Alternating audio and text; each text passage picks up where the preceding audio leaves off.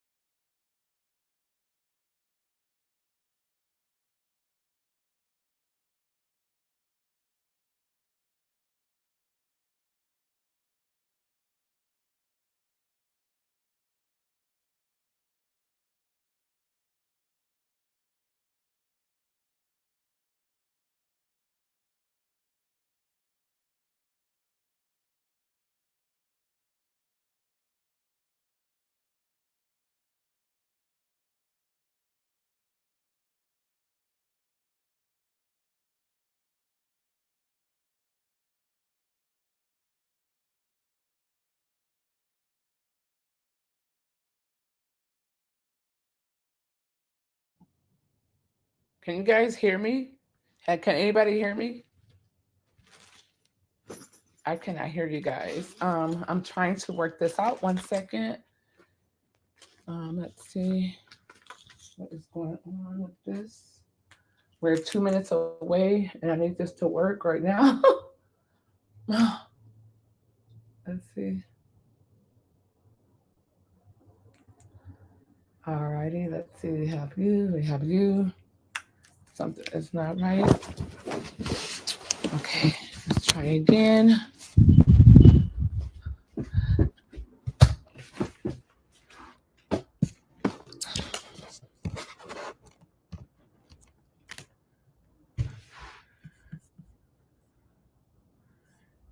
Can you guys see me at least? Yes, just you can hear me. Yes, no. Can you hear me?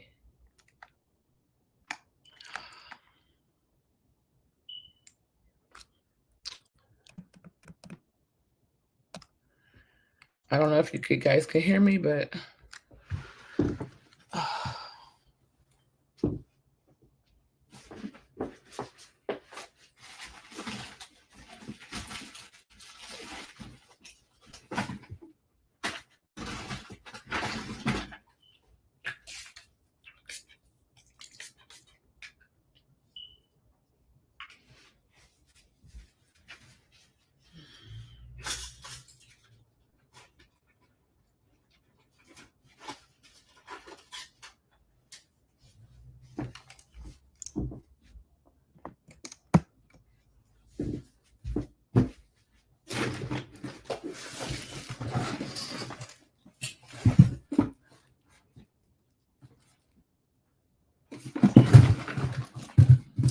hello, can you guys hear me, see me, anything?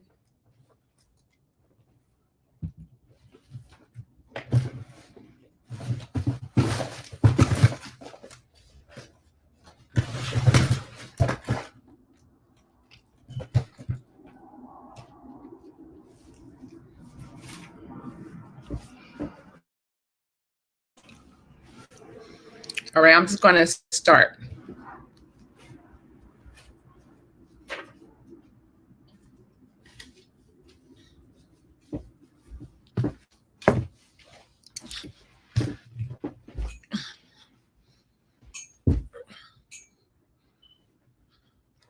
I cannot hear you guys.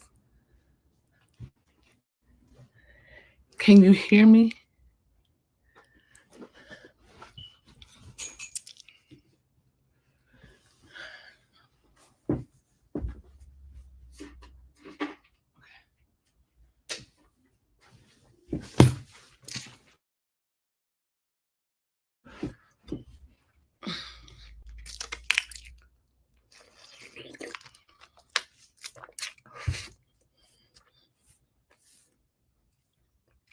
Guys, ready? Can you hear me? Can you hear? Can you hear me? Yes, yes. Okay, can you make sure?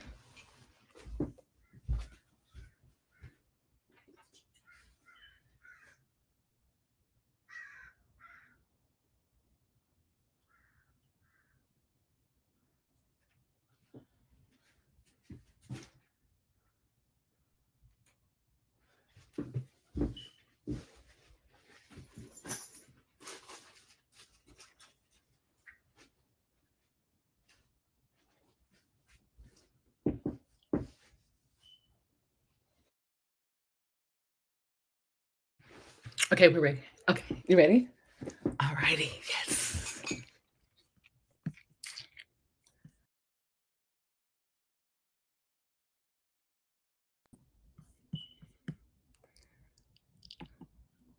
Hey, hey, hey, welcome, welcome, welcome, welcome to each and every one of you that is here for the Sunday Speaker Series.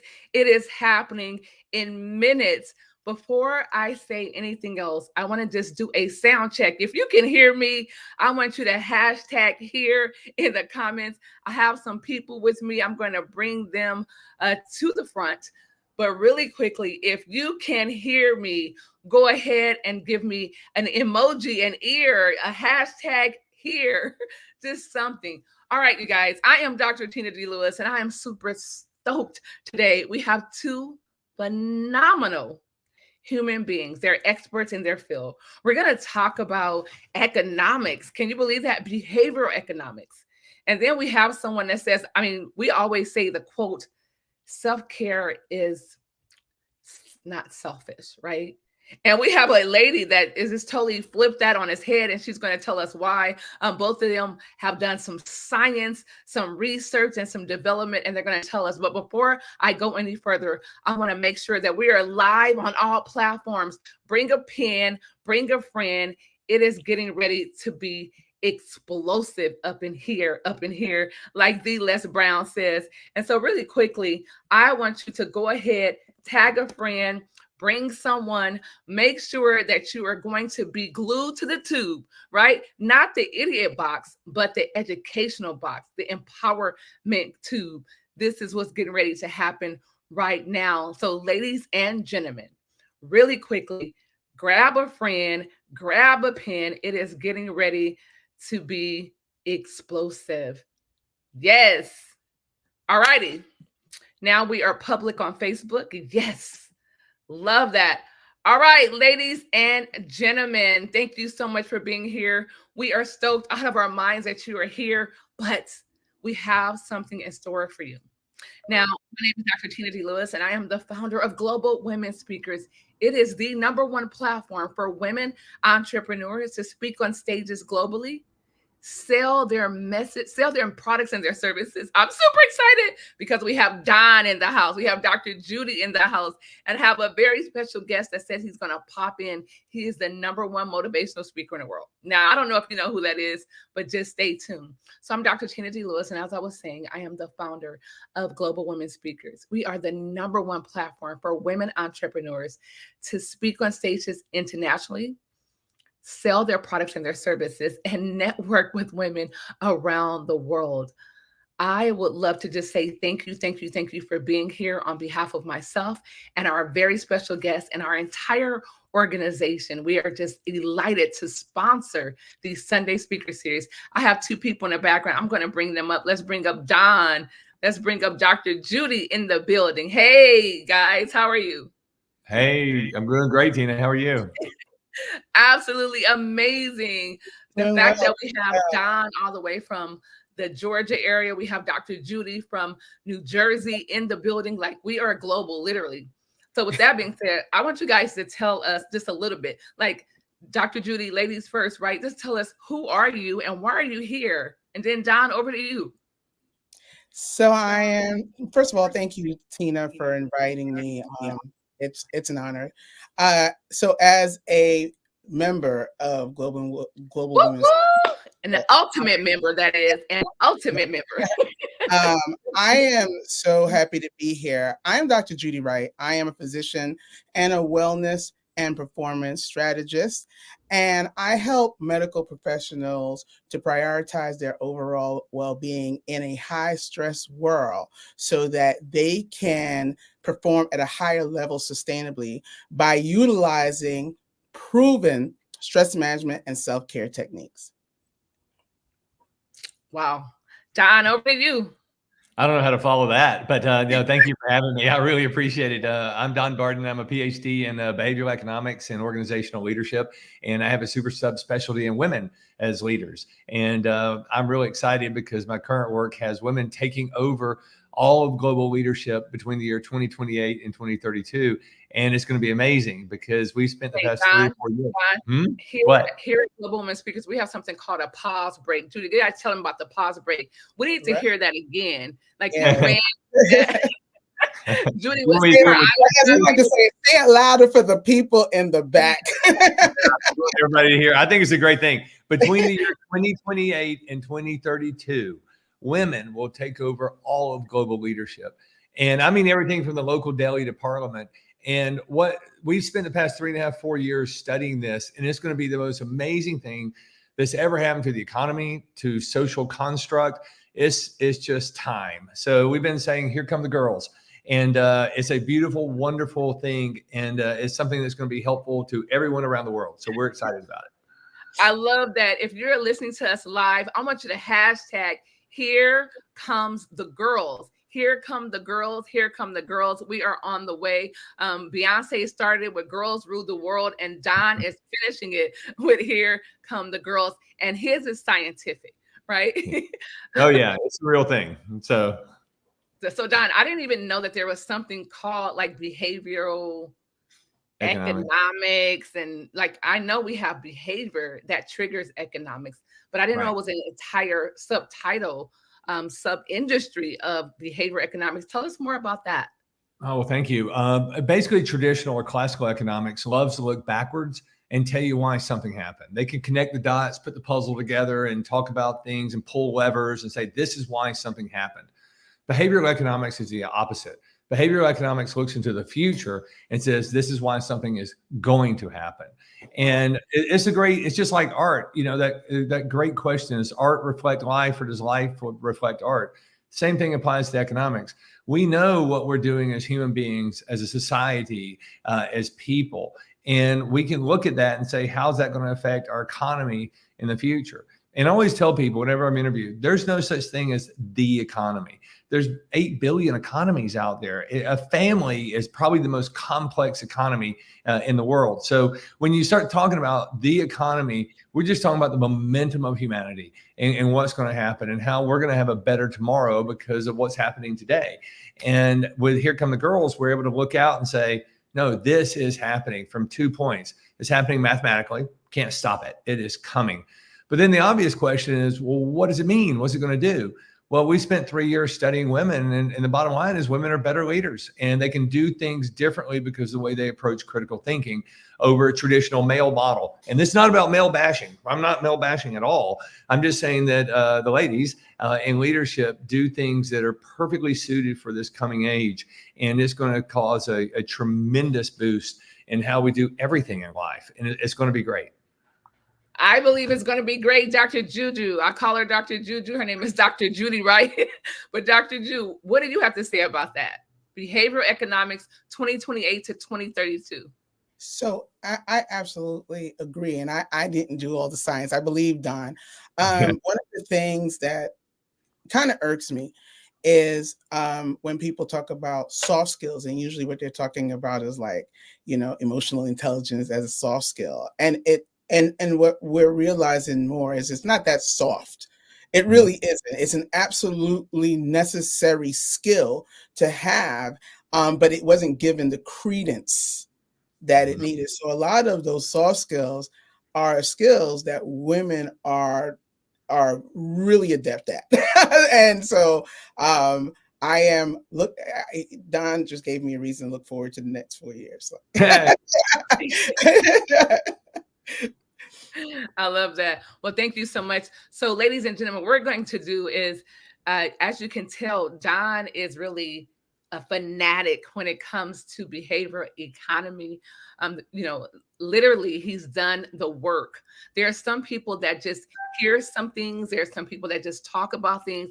And there are those of us that have actually done the work, boots on the ground, years of scientific research. And so, Don, Dr. Judy and I are going to tuck ourselves into the green room, and we're going to yield the floor to you. And I just simply want you to share. You made a very blatant, bold, and courageous statement to the public. And I'm sure that people are listening, but not listening. I'm sure there are people that would disagree with you, but I want you to tell them who you are. Why can Don make these claims that he says that they're absolutely going to be true? So, Don, with that being said, myself and Dr. Judy, we're going to tuck ourselves into the green room, and I'm going to yield the floor over to you. Ladies and gentlemen, the next voice here will be none other than the Don Barden, PhD, professor, economist, expert. In my humble opinion, he is on the GOAT series because he is actually the greatest of all times. Don, with that being said, over to you. Oh, thank you, Tina. You're very kind and very sweet. I appreciate that. I'm going to review what you just said several times in my head because it makes me feel good. So thank you. Honestly, the way this started was my first real work was called The Perfect Plan.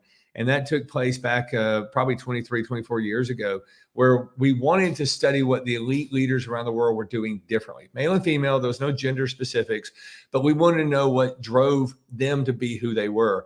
And we spent several years studying this, and I was very fortunate to say we figured it out. And it's sort of like what we were saying earlier. The elite leaders around the world, male or female, approach the opportunity to serve other people first with their gifts. So if your gift is to be a doctor, great, you're a doctor. Go out there and serve everybody. If your gift is to make the most tortillas in all of Central America and Mexico, great, go make tortillas, dairy farmers, whatever. But they did it with this incredible heartfelt intention to put other people first and to serve them.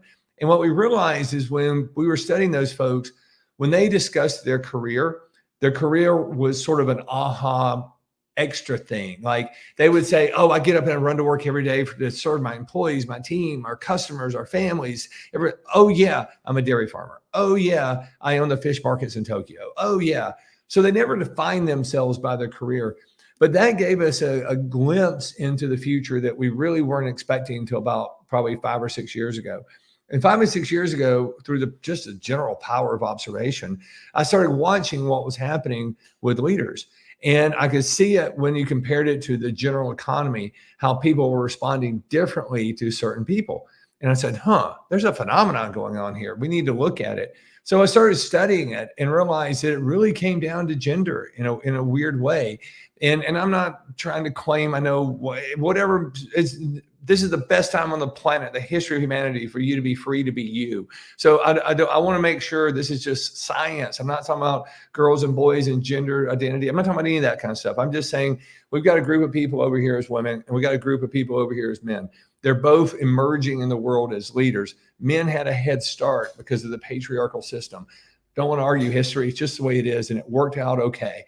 Now, all of a sudden, here come the rise of women in leadership, and it was worthy of exploration. So we kind of took what we'd done with the Perfect Plan, which is available on Amazon and Audio and Audible, all these places out there if you want to dig into it. But we started looking at it as what's the next emergence? What's really, really happening here? And I started doing the math. I wanted to approach it from a mathematical point first. And it was clear as day, the rise of women are going to peak begin to peak, and the tipping point will occur between 2028 and 2032 in leadership. Now, leaders, just so you know, if anybody ever tells you they were a born leader, that's not true. They might have been born with some traits that would make it more easier for them, I guess you would say, to become a leader. But leaders are trained, leaders are made, leaders are built. Leaders go through a series of experiences with their past, their current, and their future to make them who they are. And the economy doesn't care about gender. The economy could care less about diversity. The economy is already diverse in every aspect.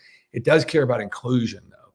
So I was looking at this going, okay, what is going on here? We're done with the Industrial Revolution. We're done with the technology revolution as far as it being a change. Like we go, wow, we kind of accept technology now.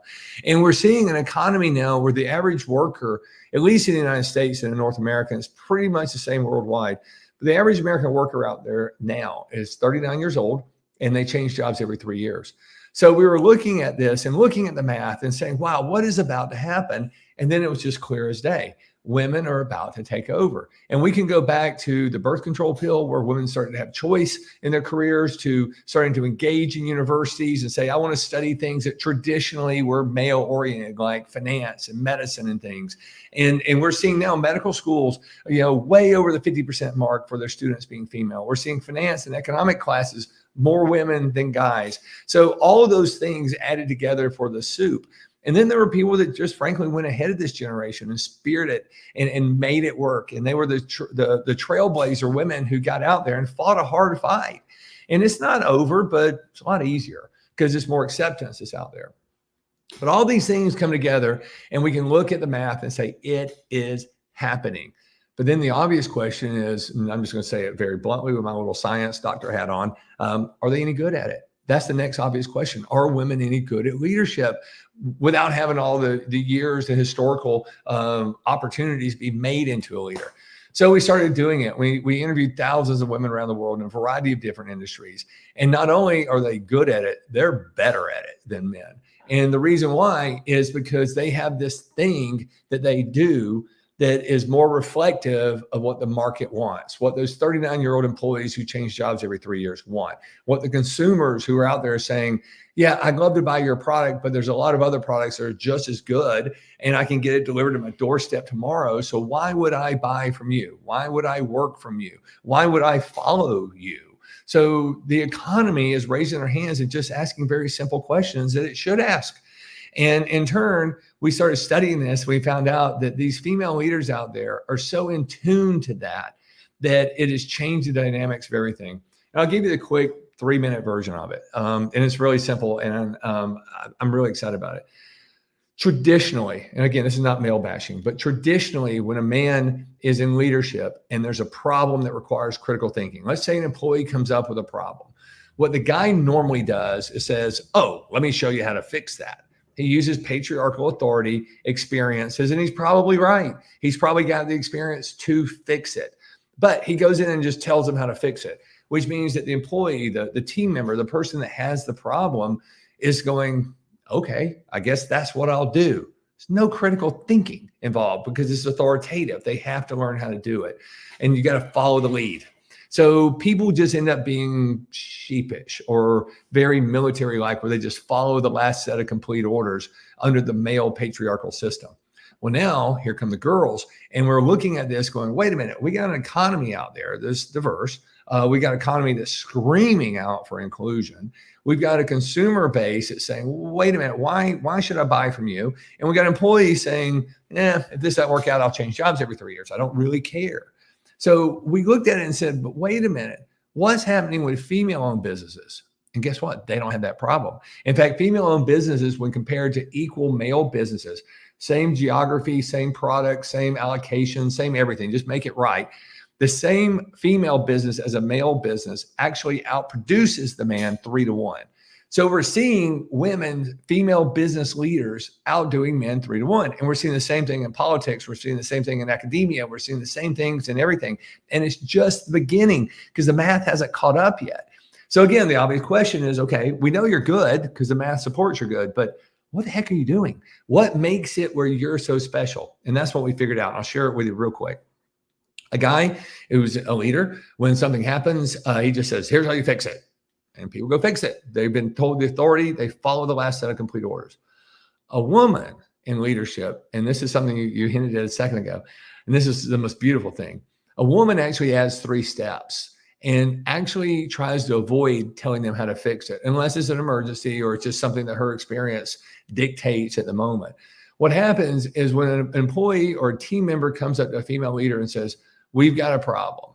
Boom. Let's say there's a shipping problem at the ports of Charleston and your equipment or your supplies are stuck on a ship and there's a union strike, whatever. Something's going on. A man would normally go, okay, let me pick up the phone. I'm just going to fix it. What a female does is she has 3 steps before that. And then these 3 steps prevent her from having to do that. What a woman does is immediately show, this is number 1, sympathy to the problem. In other words, she acknowledges, yeah, that's a real problem. I get it. Our ship, our cargo is stuck on those ships and there's a strike. There's nothing we can do about it. So she separates the problem and shows sympathy and acknowledgement of the problem. That is vital because the second step she does is she turns that inverted and she shows empathy to the person that it affects. In other words, the team member who came up to her and said, hey, we got a problem. She said, yeah, I know that's a problem. I saw that. I understand there's a strike and the shipping lanes are blocked and there's nothing we can do about it. And then showing empathy to the person. How does that affect you? I know this is your responsibility and I appreciate you being accountable for it, but you didn't cause this. You didn't have anything to do with it. Please tell me you're not losing sleep over this. I want to be empathetic to you. And so what she's doing, if you think about this, is she's isolating the 2 variables. She's saying, look, I'm sympathetic to the problem. The problem's real, but I'm empathetic to you. And being empathetic to you means I care and I'm showing this expression to you that you are much more than a person I'm just going to point my finger at and tell you what to do. But then when the beautiful thing happens, step 3, instead of telling the person what to do, what she does is she says, look, what would you do? In other words, she meets them in the middle. Sometimes they say something like, if you had a magic wand, what would you do? How would you solve this problem? And 90-something% of the time, this is the most beautiful thing, that person on the team knows how to solve the problem. In fact, that person might know how to solve it better than the leader knows how, because that's what they do. So what happens is by saying, look, I'm being sympathetic to the problem. I'm acknowledging it. I'm being empathetic to you, the person that's being affected. But I really want to know, what would you do? And then, like I said, over 90% of the time, when the person gives her the answer, she says, that's brilliant. That's beautiful. Thank you for being you. Go do it. She doesn't tell them what to do. She gives them permission to do what they already know how to do. And when you think about this, and this is the beautiful part of the math and how the behavioral economics come together, when you show sympathy to the problem, empathy to the person, and you meet them in the middle and let them explore and wrestle and tell you what they would do, what you're really doing is saying, I see you, or I see the problem. I hear you. I'm empathetic to you. But most importantly, I understand you. So if somebody feels like they've been seen, you've acknowledged that's a real problem.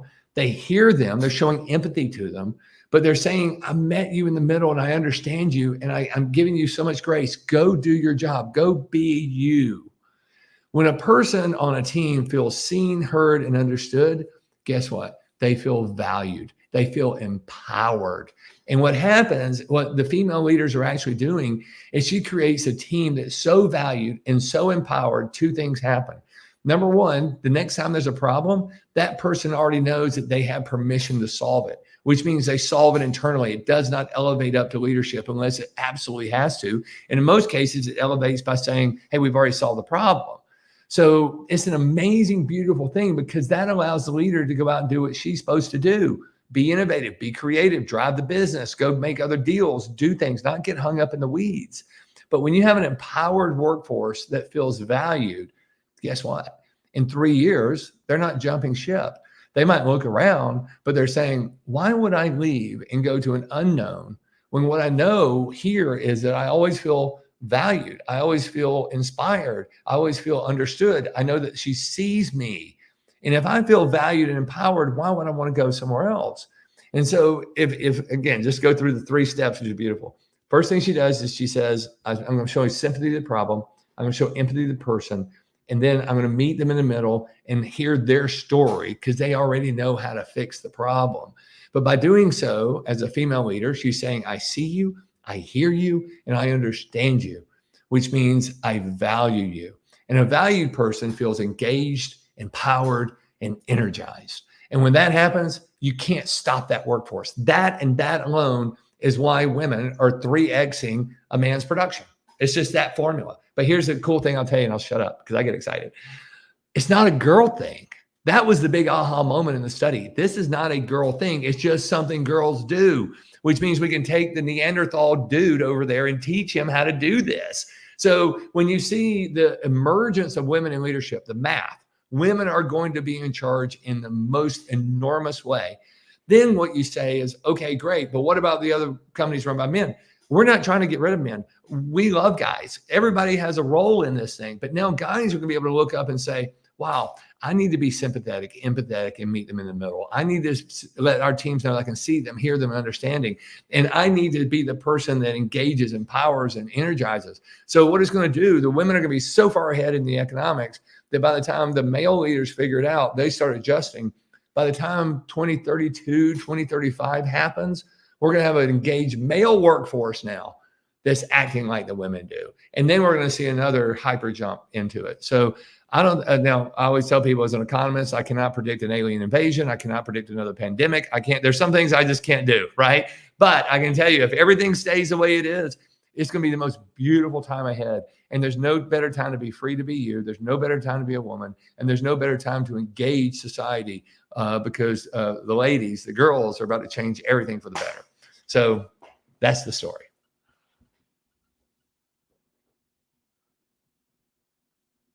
Woo.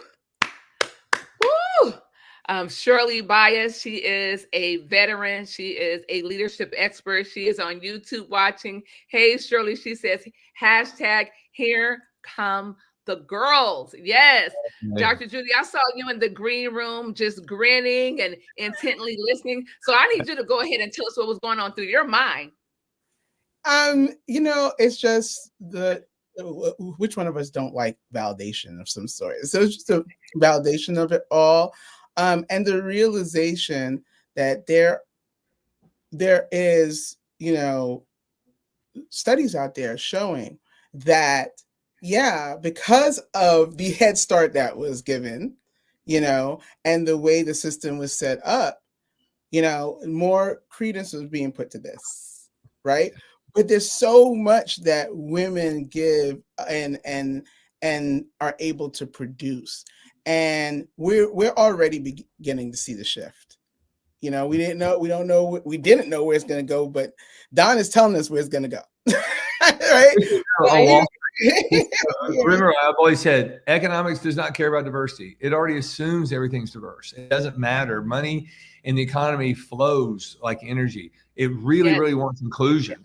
Inclusion is much more important than diversity in the economics world. But what's really important is if you look at Wall Street right now, and somebody told me this the other day, and I looked at it, and they were right. 6 of the big 8 firms on Wall Street are either run by a female CEO or the president is a female in line to become the next CEO.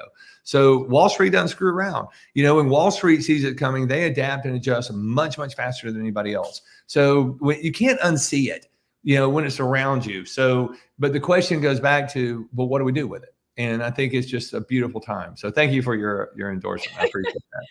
Wow, Don, Dr. Shirley. Well, Shirley says this is such great information backed by science. Thank you. And then we have, let's see. Oh, wow. She says empathy is not a weakness. Thank you for hammering that down. We don't always have to be the one who solves a problem. Right. Just empowers others to do so. That's also how you get the buy-in from your team. Spoken like a true leader. She is a leadership expert. We will be hearing from her next Sunday on the Sunday Speaker Series. So Don, I wrote notes. Okay. And if you are watching this and you are not writing notes, then we have a problem. Okay. I'm just saying this is science, right? I started off as an electrical engineer. Science was my jam. I realized that I didn't want to walk around with my pocket protector and I was too extroverted, but I love math and science. And so listening to you, I have a question. You said that leaders are not born. Right. Alone is a controversy. There have been studies that show that some leaders are born, that it happens in their genetic makeup, that it's in their DNA. They just are born a leader. However, you, on the contrary, says, hey, that's not fact. You said that leaders are created, that they're trained. Mm-hmm. Is that correct? 100%. So no, you can be born with some traits that'll help you get there faster. No doubt about it. There's social constructs that say, okay, a taller person in a certain era might do better than a shorter person. All that stuff exists, but that doesn't mean you're any good at it. Leadership is just like anything else. It's about like sports or athletics. You can be a muscle person. You can be fit. If you don't go out there and train how to hit a baseball or a tennis ball or whatever, it doesn't mean you're any good at it. So yes, you can be born with traits, but there's an intentionality behind it. And I saw something the other day with Joe Dispenza, and I thought this was brilliant. He said, when everybody has a goal, if you have a goal to be a leader, then you start today with intention. Now, you might have some things that make it better for you, and you can get there. You might have access. You might have capabilities. You might just have what it takes. But the difference between here and there is commitment, courage, and capabilities, where you say, look, and that's a Sullivan theory too, I'm going to be committed, I'm going to be courageous, and I'm going to seek the capabilities. Like what you're doing now, you're sharing with people. This is a capability plethora buffet right here, right? So people can watch your show and you're getting little nuggets of things that will help you be a better leader. You cannot go blind into leadership and just hope it works. It's not going to happen. And I was telling somebody the other day, if you look at the royal family, William building his way up, he was born into it, right? He was born into it. He's a handsome dude. He's got everything going on. He has unlimited resources. Absolutely. That has nothing to do with whether he's going to be good at being a leader, right? So all these years, he's being intentional in his training. And the only thing between the intention of commitment and courage and capabilities and the goal is time. Are you willing to put in the time to hone your craft and get there? So going back to the Here Comes the Girls thing, the time is here. The time has worked its way out socially, politically, economically, historically, social construct. All that time is working its way out. But you don't see a whole lot of good 25-year-old leaders. You can see a great quarterback on a football team lead the team, but can you spell your name outside of that? I'm not knocking quarterbacks. I'm just like, that might not be as transferable as you think it is. It's going to take another 10, 15, 20 years of hard knocks and learning and capabilities to do it. So your reference to the older study is okay. And it's right, because there are some traits some people are born with. It does not mean you're going to do anything with it and make it happen. And I always tell people, it's just like athletics. You can be fit and healthy. Doesn't mean you know what you're doing when it comes to throwing a baseball or hitting a tennis ball or whatever you're doing. You got to put in the work. Right. Wow. You know what? That is my first time listening to that school of thought. And I totally adapt it because I see that people are born with attributes, right? Either physical or mental attributes that causes them to be a better performer than other people. Right. But now I always thought that I was just born a leader. Dr. Judy, what about you? Did you think you were a born leader? I actually didn't think I was a born leader. I had audacity, but I didn't think I was a born leader per se when I was younger. No, right. I think part of that also is socialization, coming from the cultural background of an immigrant family, and you're told to hold your head down and just do the work. I think that's part of it. So that's something that I definitely built. Yeah. And being a doctor too. I mean, you can't just say I'm a doctor, right? You got to put in the work. Yeah. You know, you got to be pretty bright. You got to be able to study. You got to follow the rules. You know, you got to learn and go through the capabilities. But you know, all those things add into the soup of who a leader is. And like I said, the beautiful thing about this study, I'm not always, when we say women are going to lead, I'm serious. It's everything from the corner deli to parliament. It's everything we're going to see, and it's already happening all around us. But it's not just a light switch. These are women who've been working for years to get to that point, who've been using past experience, current circumstances, and applying it to their future hopes and dreams and saying, this is what I want to do. And the irony is, Judy, you would appreciate this, I think. A lot of them don't know their leaders. A lot of them are just like, look, I'm just trying to live my best life, serve as many people, and take care of my family and be the best person I can be. And nobody ever tapped them on the shoulder and said, oh, yeah, you're leading. You're leading. You're absolutely leading. Correct. Yes. So it's just going to be a beautiful time ahead. Don and Judy, I think just thinking about it, right? So you can take a look at the oldest child, right? And so sometimes they have to be a leader. They're put in a position of leadership. And when they don't lead, then the next child takes over and begins to be the leader. So what's your thoughts about being the firstborn, being, the first to ever to do something, or just simply someone like Dr. Judy who has the audacity and the tenacity and the perseverance to just make it happen? So would you say that is an example of leadership, or did they just have the attributes? On over to you. Well, I'm a firstborn. I've got 3 adult boys, and I can tell you how my firstborn is, and all the other boys are too.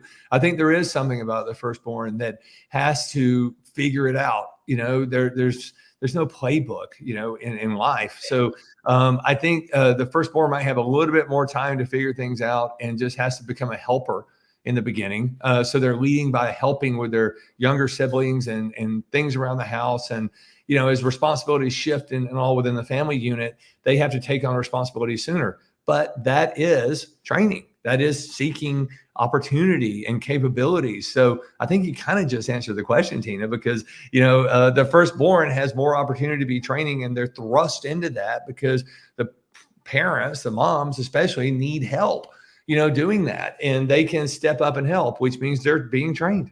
They're being trained as a leader from the earliest point. So, but Dr. Judy, you tell me. I just want to let you know, you and Dr. That look, right now we have 60 comments and 76 shares on Facebook. We have 60 comments and 76 shares already on Facebook. And both of you can share this stream from, if you look in the upper right-hand corner of the screen, you get to share it to your social media platforms as well.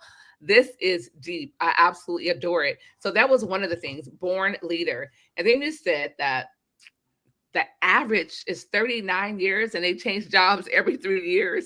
What happened to the stability that everyone is looking for? Well, the stability wasn't there. I mean, like my dad worked for a railroad for 40 something years as a hard laborer. And he never questioned that they would not be there. He never questioned that he wouldn't get his pension. That's just what they did. Now, organizations are doing this absolutely backwards. Organizations out there, and this is another tipping point that's going to happen in leadership. And Sinek and some of these other great thought leaders are talking about this. Organizations now are focusing on shareholder value and customer value. That's the worst thing they can do. You had to focus on employee value, team value, and then they will drive the customer and the shareholder value. When you see these giant companies laying off 20,000 people, 100,000 people, what does that do to morality, right? Or not morality like a moral situation, but the how people feel about their jobs. So we've got an educated workforce now that's sitting there going, hey, I've seen this movie before. I know that there's no longevity here. I know, so I'm always going to be looking out for myself. And I can't tell you they're wrong. But the expense to corporations of having 1/3 of their workforce turning over every year is phenomenal. It's a huge burden. But when the women take over, you're going to see that stretch out to 4 years and 5 years, and productivity will go up, happiness will go up, valuation will go up, everything will happen. Now, do I think we're going to go back to the time of our parents where people are working for the same company 40 years? No, because I think we have an economy that has choices now. But I think we'll be more productive, happier, and I think women are going to lead that charge to shifting that mindset. Wow, Judy, take it away. I see you. I can see you thinking, Dr. Ju. No, I was just thinking that they don't make it to your benefit to stay for longer than about 3 to 5 years. Right. Unfortunately. And there's a lot of talk about loyalty, but what you hear from employees is they don't feel that loyalty is given to them either. So, you'll hear people say, it's funny to me that they ask for 2 to 4 weeks notice before you resign. Like there's like a movement of people like, why do I have to give that when they walk you out the door? We've watched them literally walk people out the door, So, I do agree. I think women can lead that charge. That empathy part is super important. That willingness to give back some autonomy to people and show them the value of what they do is super important. That ability to tell people, Don had that great example. There's leaders all over the place. Even if it's not in their title, there's leaders all over the place. There's something that they are good at and can take the lead on a project because this is what they're good at. And instead of just having people be bodies, really take the time to know your people. One of my friends, she's so good at that. She knows the people that work under her. And she taps into that. If they're not big on talking about their family, she doesn't talk about that, but she talks about something else. If they are big on talking about their family, she talks about that. She knows her people, right? And in doing that, she starts to learn their strengths. Yeah. And is able to use their strengths, in the workspace. Absolutely. Well, that's so huge. It goes back to, you don't build a business, you build people, and your people build the business. And I guess we all agree that the biggest asset of any business is their people.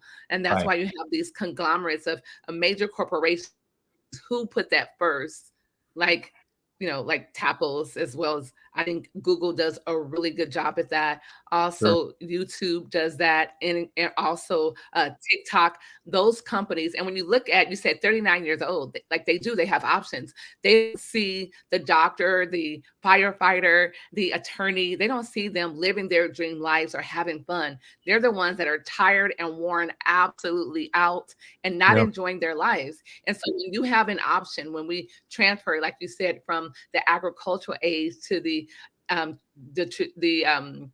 agriculture to the industrial to the information age, and now digital and tech, they have options where they can literally have the time freedom and live the life of their dreams while making a living. They get to live while living, and the ones before us, they get a chance to do that.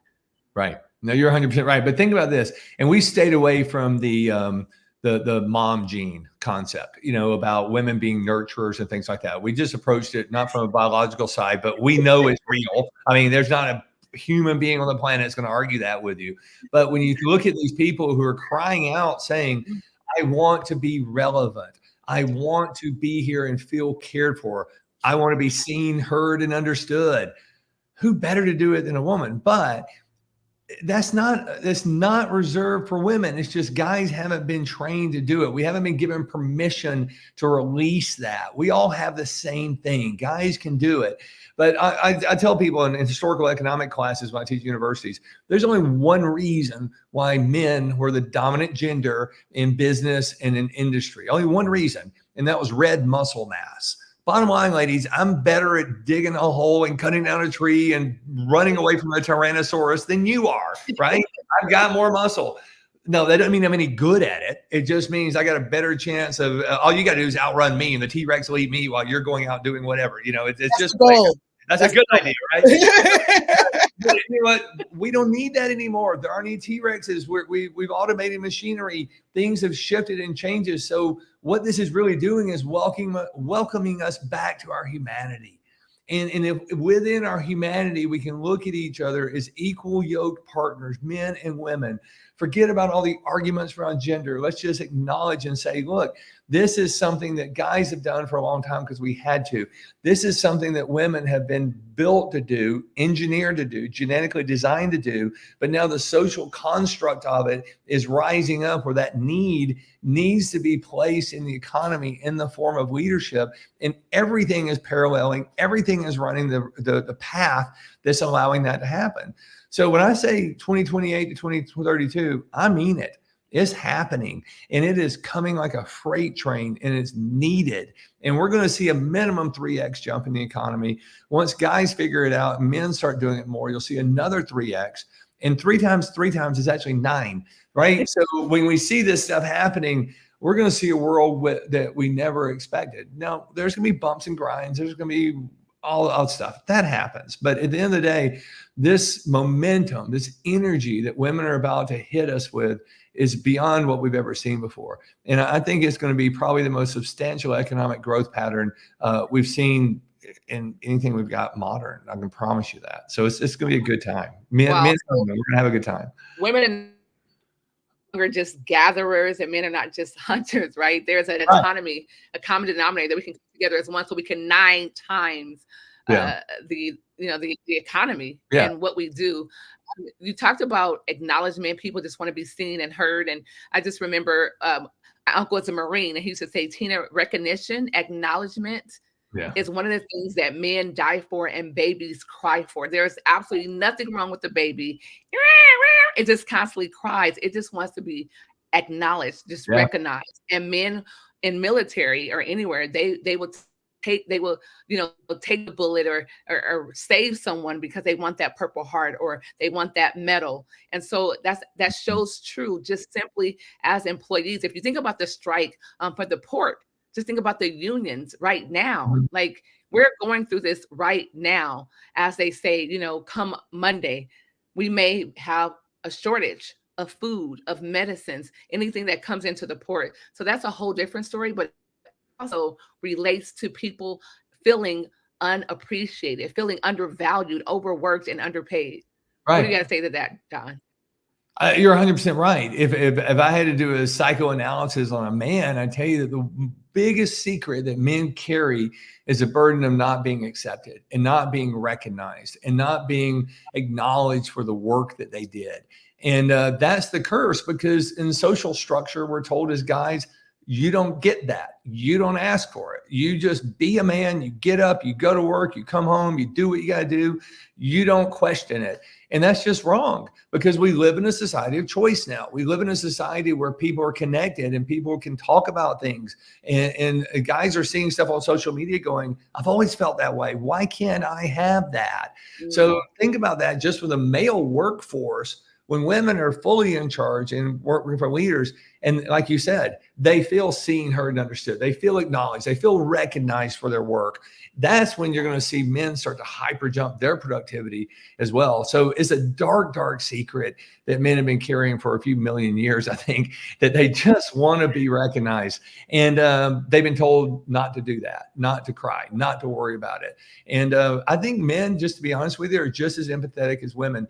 It's just they haven't had the chance to do it because of social construct and work and like I said, cutting down the trees, plowing the fields, and running away from the T-Rex. Okay, we got stuff to do. We have to have a pause break because I just want to take a moment and just say, men, if you are watching this, if you are listening, if you are present, if you are here, whether you're watching this live or catching the replay, we honor you. We salute you. You are safe with us. And so that's in relationships, whether it's professional, whether it's romantic, intimate, with men, we value you. We honor you. You are still, in my humble opinion, and in my household, you're still the head of the household. You are that strong force to be reckoned with, but you also have a safe space with us women. We want to hear what makes you angry, what makes you happy, what your needs are, and how we can help. We want to simply be a helpmate.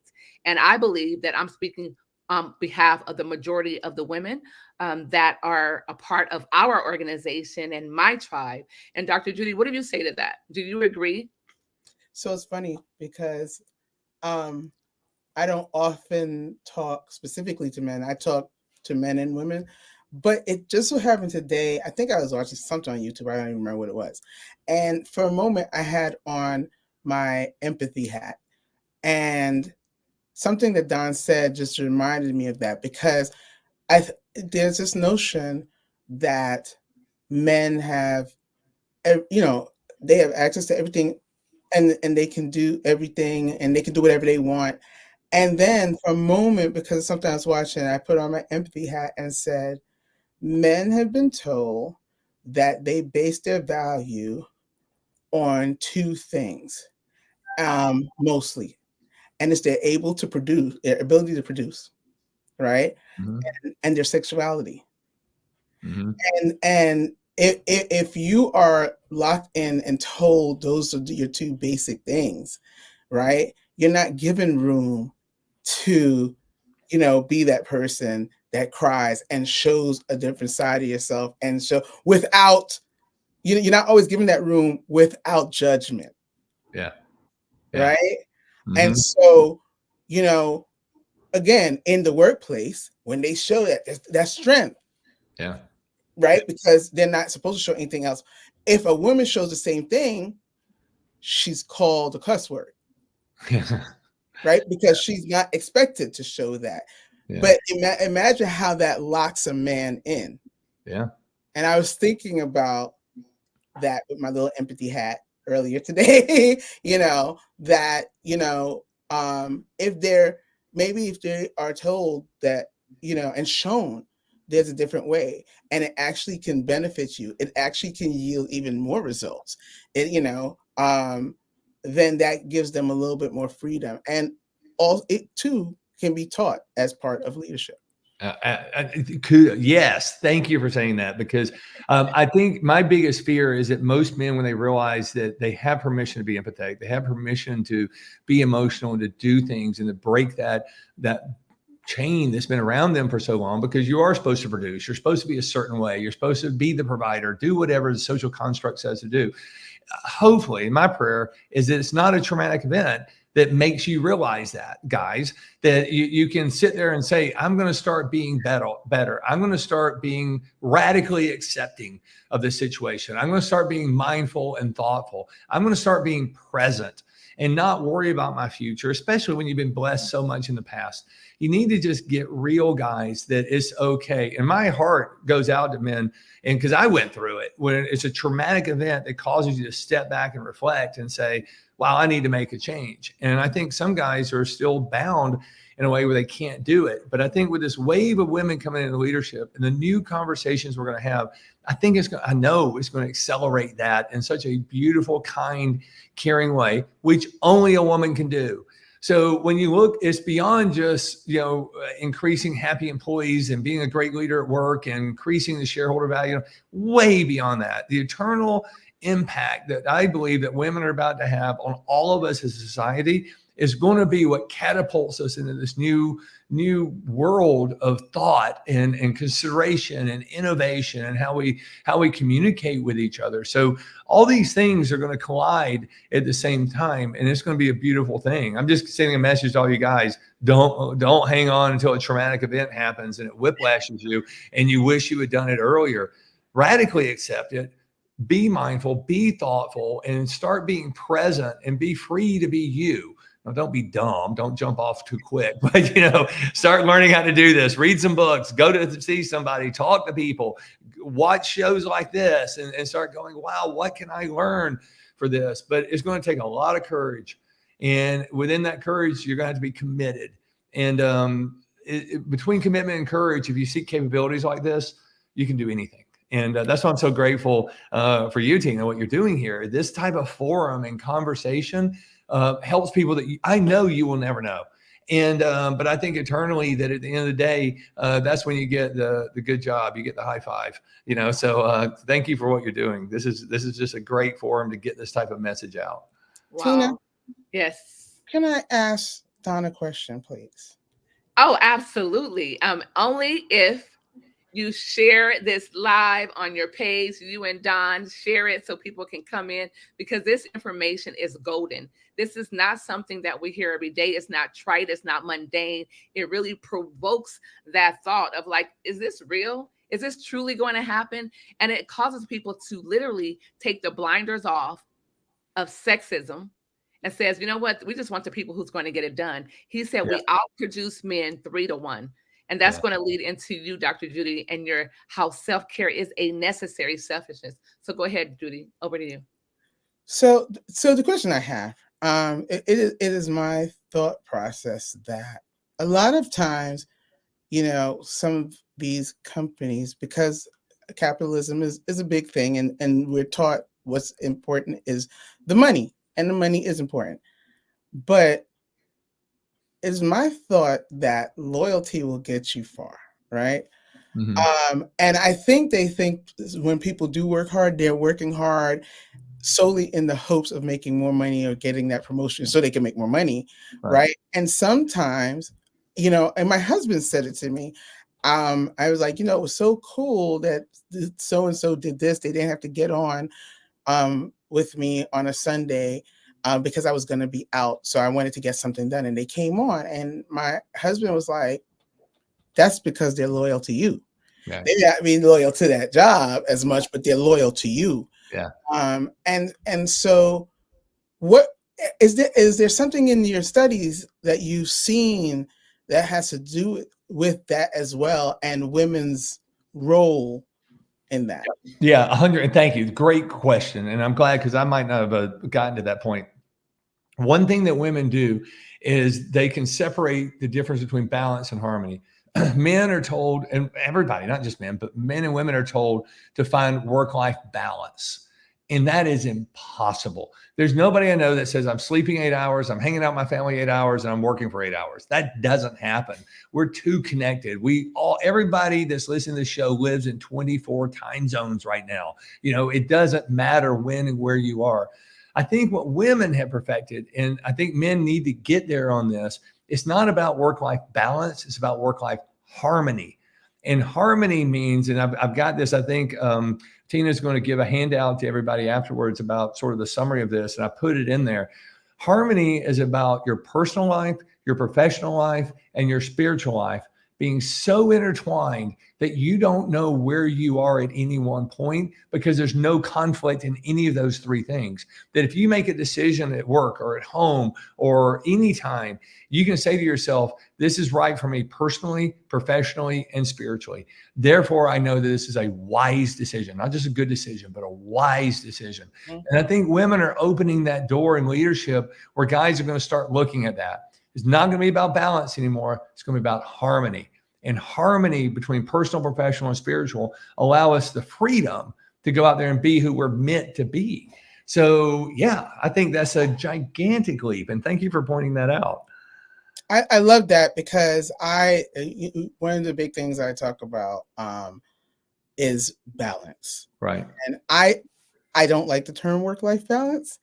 That exist. But I use the word balance and I call it life balance. And the reason I don't like the term work-life balance, Don, is because when it almost makes it seem like work is on a whole different planet, right? Right. And I'm like, work is a part of your life, right? So why do we keep separating? And it's literally a part of your life. And I think people think about the balance scales and the two scales, and I'm like, no, it's more like, to me, it's more like a pizza pie. And even when they cut a pizza pie, those slices aren't equal. Yeah. Right? Those slices aren't equal size, but it all works because each side is holding up the other side. Yeah. And it all works together. And so when you said work-life harmony, I was like, it may sound like we're saying something different, but we're saying the same thing. It all works. And so when I wrote a book that I wrote, I geared it toward women because women, are good at this if they allow themselves to be good at it. Yeah. And they are. And you know what's interesting? The hardest thing, I feel so much for single moms. I mean, that is a world beyond it. And I don't know how a single mom can ever be in balance. She can't. All she can do is strive for harmony and say that at any time during this day, my personal, my professional, my spiritual life are in concert. And I'm going to have to adjust. I'm going to have to adapt. I'm going to have to overcome. I'm going to have to self-motivate so I feel engaged. I feel empowered. I feel energized so I can go out there and do this Herculean task. And I know there's a lot of single dads out there raising kids too, but man, it's harder. And I see that in women more. And I have such admiration for single moms who are out there doing their job, going to work. And what they're asking for isn't support, like do something for me. It's listen to me. Let me be harmonious with you. Let me talk with you. Don't fix me. I don't need you. I need somebody that will just listen. And in that listening, they can continue to tweak and turn the valves up and down on that harmony thing. So I agree with everything you're saying. It's exactly right. So, but there's people out there and women who I think have a harder go at it. And the super subset of that is the single mom. And I just feel for her. I mean, I know how it's probably the hardest thing in the world to do is to be a single mom. And it comes back to that balance versus harmony. And I think the ones who really figure it out find that harmony and their partners ultimately embrace that, encourage them to do that without trying to fix anything. It's just, I just want to be there to support you as a person. Because again, I said this earlier and I'll wrap up by saying this, the hardest and most complex economy in the world is the family. And that I don't care if it's in China, the United States, Russia, South America, Mexico, Europe, whatever, that is the most complex thing. And when you're trying to do the burden by yourself, man, good luck to you. That's hard. But go back to the basics. You'll never find balance. You'll find harmony. And if you find somebody who can enjoy that harmony with you, then you got more energy to put toward it and you'll be happier for it. But yeah, it's a great thing, but I think women can do this better than any man can do it. And I don't think any guy would ever argue with you, to be honest with you. So it's just a matter of time. And I appreciate you bringing it forth. And to me, this is an ode to telling women, lean in. Mm-hmm. Because I'm not trying to really bring politics, but it's an example. When Hillary Clinton ran the first time, I think she was running, and that was when Obama won. But when she was running that first time, she kind of got hit on. She seemed too masculine, or she seemed to this. When she was running the second time, I don't know if she wore a lot of white. Yeah. Right. Yeah. Popping her up. And really trying to lean in to her femininity and also her feminine traits as well. And so I love that because they're there, right? Use them, lean in, because a lot of times women did feel like I have to shut some of that off to not only get promoted, but to fit in. I'd be one of the very few women there. Yeah, we call it the pit bull with lipstick. You think that you've got to be that way to make it work, and it's not true. I'll tell you one thing. of all the women that we studied in this, the female leaders, thousands of them around the world, 100% of it celebrated their femininity. And they had different sexual preferences. They had different private lives. Everybody was different. No one said that they wanted to be like a guy. And they also equally said that they didn't want guys to be like girls. It was like, okay, this is the lot. This is who we are. Celebrate being you.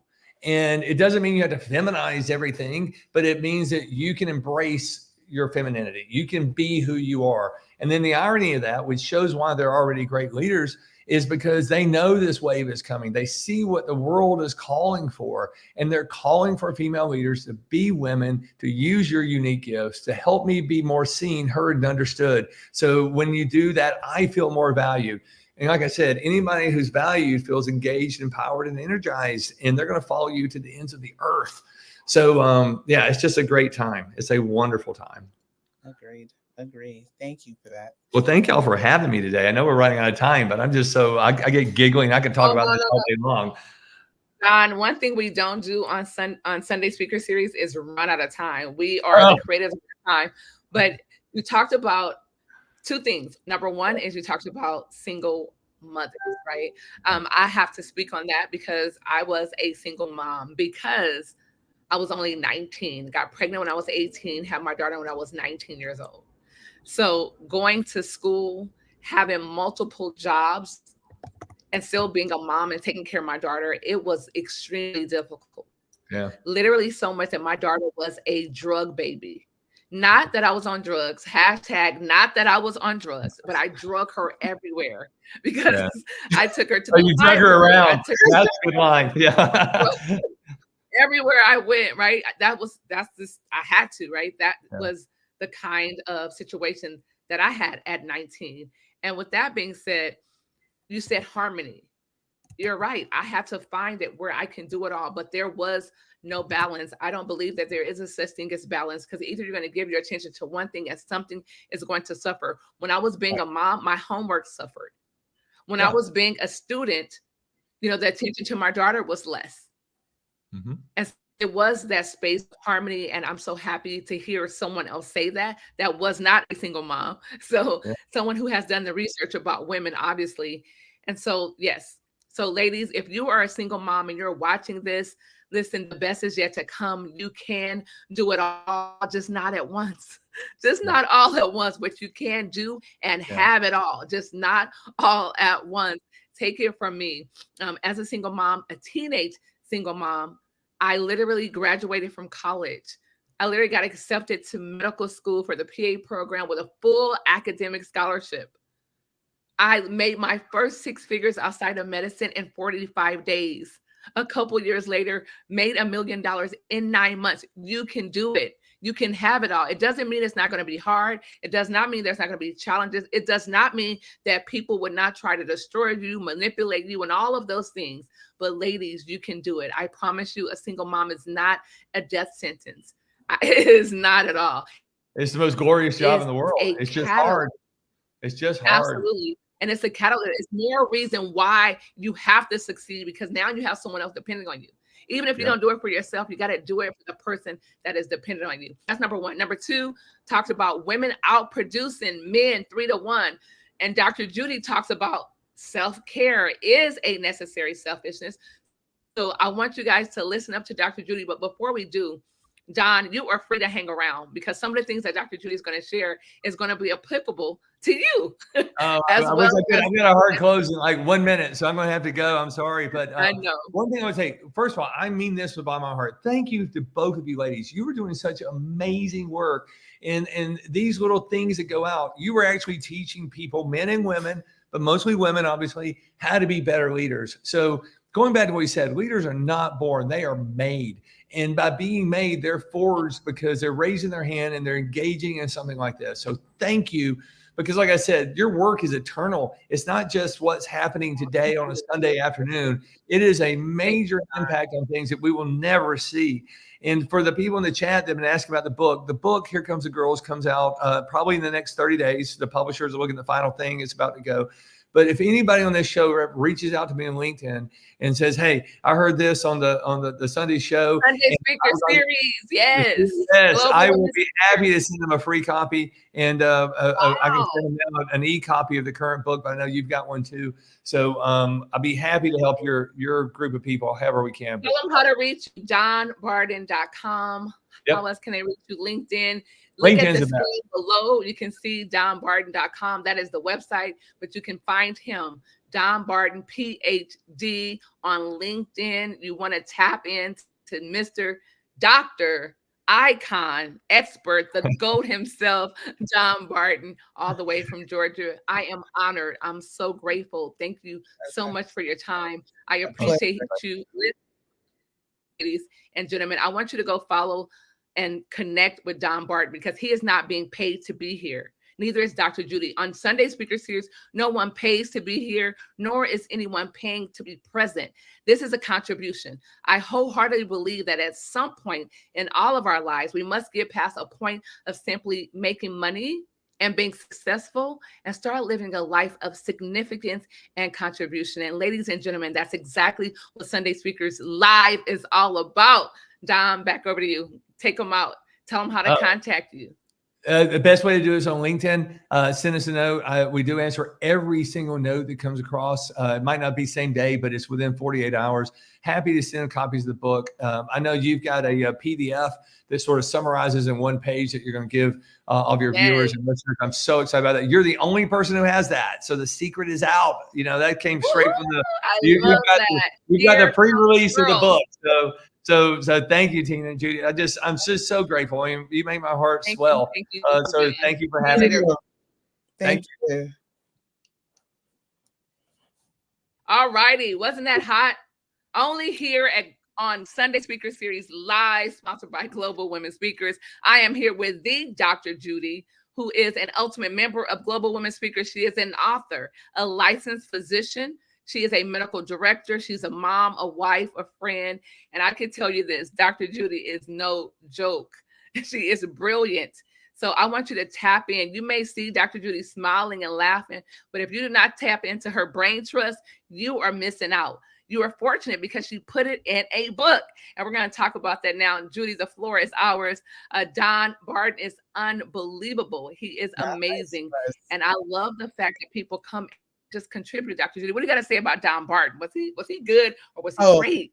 Excellent. So now I have all this energy that I didn't start my day necessarily with, but I have all this energy now. Knowing that we are going to dominate in 2028, right? I love it. Absolutely. Wow. So Dr. Judy, now over to you. Now, women outperforming men 3-1. So that means something is lacking because there's harmony and there is no balance. So that means we're overdoing it, right? And so when we're overdoing it, that means something is lacking. 9 times out of 10, it's ourselves. Because I'm going to share this. Look at my nails. Yeah, they need to be done. I don't have the time, but I need to take a part of it. Meditating. I haven't meditated in probably a month. I haven't worked out in 2 weeks. So Dr. Judy, I don't know if there is a such thing as harmony, balance, all of those things. I know I am neglecting myself to some degree when it comes to self-care. And I know that I'm not the only woman. Ladies, am I the only one? Is there something right now that you should have done, could have done, wish you could do right now, but haven't done for yourself? Not for your kids, not for your husband, not for your employer, not for your community, not for your church, but for you? Yes. Dr. Judy, over to you. So I'm going to do the same thing. Look at my nails. But you know I don't care about doing my nails. That's just not one of my things that I care about. And so a couple of years ago, I co-authored a book, Self-Care is Not a Mani-Pedi, not because I don't think that's a wonderful self-care tool for those that it's self-care for, but it's just not self-care to me. And so self-care shouldn't be what society says self-care is. Self-care should be what recharges you, what gives you growth, what gives you rest. That's what self-care is. But I'm going to take a little leeway because Dr. Tina probably would let me do it anyway. So I'm going to take a little leeway, and we're not going to talk as much about self-care, but I will get to talk about self-care eventually. So just follow me. One of the things I'm going to ask you to ask yourself today, along the lines of what Dr. Tina just asked you, let me ask you a question. How, in all the things that you do and feel you have to do, is there a point, does there ever come a point, or do you feel it now, where you feel like I'm doing all of these things and I don't even feel like I'm doing it well? I don't feel like I'm doing it as well as it should be done. It's almost like jack of all trades, master of none. Now I know that the saying is longer than that, but think about that, because sometimes when you have a lot of things on your plate, it can feel like, well, I'm getting stuff done, but I'm not getting it done to the level I know I could get it done if I had more time, more energy, more capacity, right? And so I want to talk about that today. And I want to talk about increasing capacity. And I'm gonna start with a little anecdote, a little story. And I told this story, and it really shockingly seemed to hit with people. I'm gonna tell you a little story. So in the house we live in now, when my husband and I were looking for a home, we were married, we didn't have children yet, so you kind of have to have foresight, how, if you plan on having children, how much are you planning on having, that kind of, what's the school system, you kind of have to have foresight. I wasn't even sure, about the whole children thing. Here's what I knew I wanted. I wanted a decent sized house. I wanted it to be brick.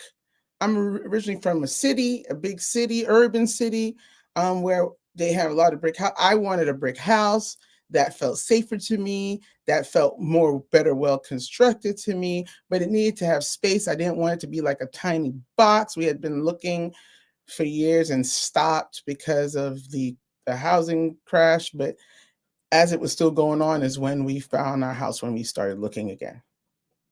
But in looking for it, I was like, no, no, no. We saw a lot of houses. I was like, no, I don't like that one. I don't like that one. Entered this house. And let me tell you, when I saw the house, I'm like, I don't want this one. One, living in the suburbs, when you are born, raised, grew up, you're used to the hustle and bustle of the urban city. The suburbs are quiet, right? So that already was off-putting to me. I don't know nothing about the sound of crickets at that point. And so they just sounded annoyingly loud. But also, I didn't like vinyl siding. For whatever reason, vinyl siding looked like a fake home to me when you're used to brick. And I am not insulting any homes. I'm just saying that was my feeling. And so house after house that had that, I didn't want it. But then the brick houses I saw were very small, like very small. And I didn't want that. I didn't want to outgrow the house 1 month into living in it. So, we get into the house that we now live in. And we walk in, and it looks like it has good bones. And when they talk about the flow of the house, how you're able to walk through it, does it seem to make sense? It did, and I still wasn't feeling the house. Meanwhile, same day we saw like nine other houses that day, and I did see a brick house that I liked. I liked the house. I liked the bones of it. What I didn't like is the street that it was on. It was on a main road, and traffic seemed to be zooming by and stuff like that. So now I'm looking at this house, the house we ultimately picked. And as we walk back out, I noticed something. We're stepping out, not just to go down the steps, we're stepping out onto a porch. Somehow I didn't notice this porch when we first walked in. We're stepping onto a porch. Now, my family's originally from the Caribbean. I was born here, but we have what we call, which is essentially like porches. we have what we call verandas. And looking at this porch, it reminded me of that. And I am staring at this blank porch, and I'm like, well, something about this porch feels very right to me. Something about this porch, the porch I never knew I wanted, felt very right to me. And so we had a decision to make, and we thought overnight, and in the end picked our home. Now, why is this important? Um, what I envisioned was being able to sit on the porch, being able to entertain on my small porch, right? It's not a big porch, it's not a wraparound, it's not very deep, it's a small porch.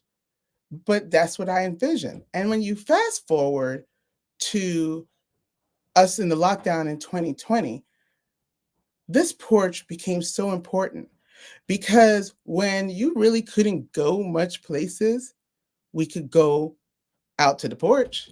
We could sit down on that porch. Oh, we could sit down in the back too, but we could sit down on the porch at the front of our house.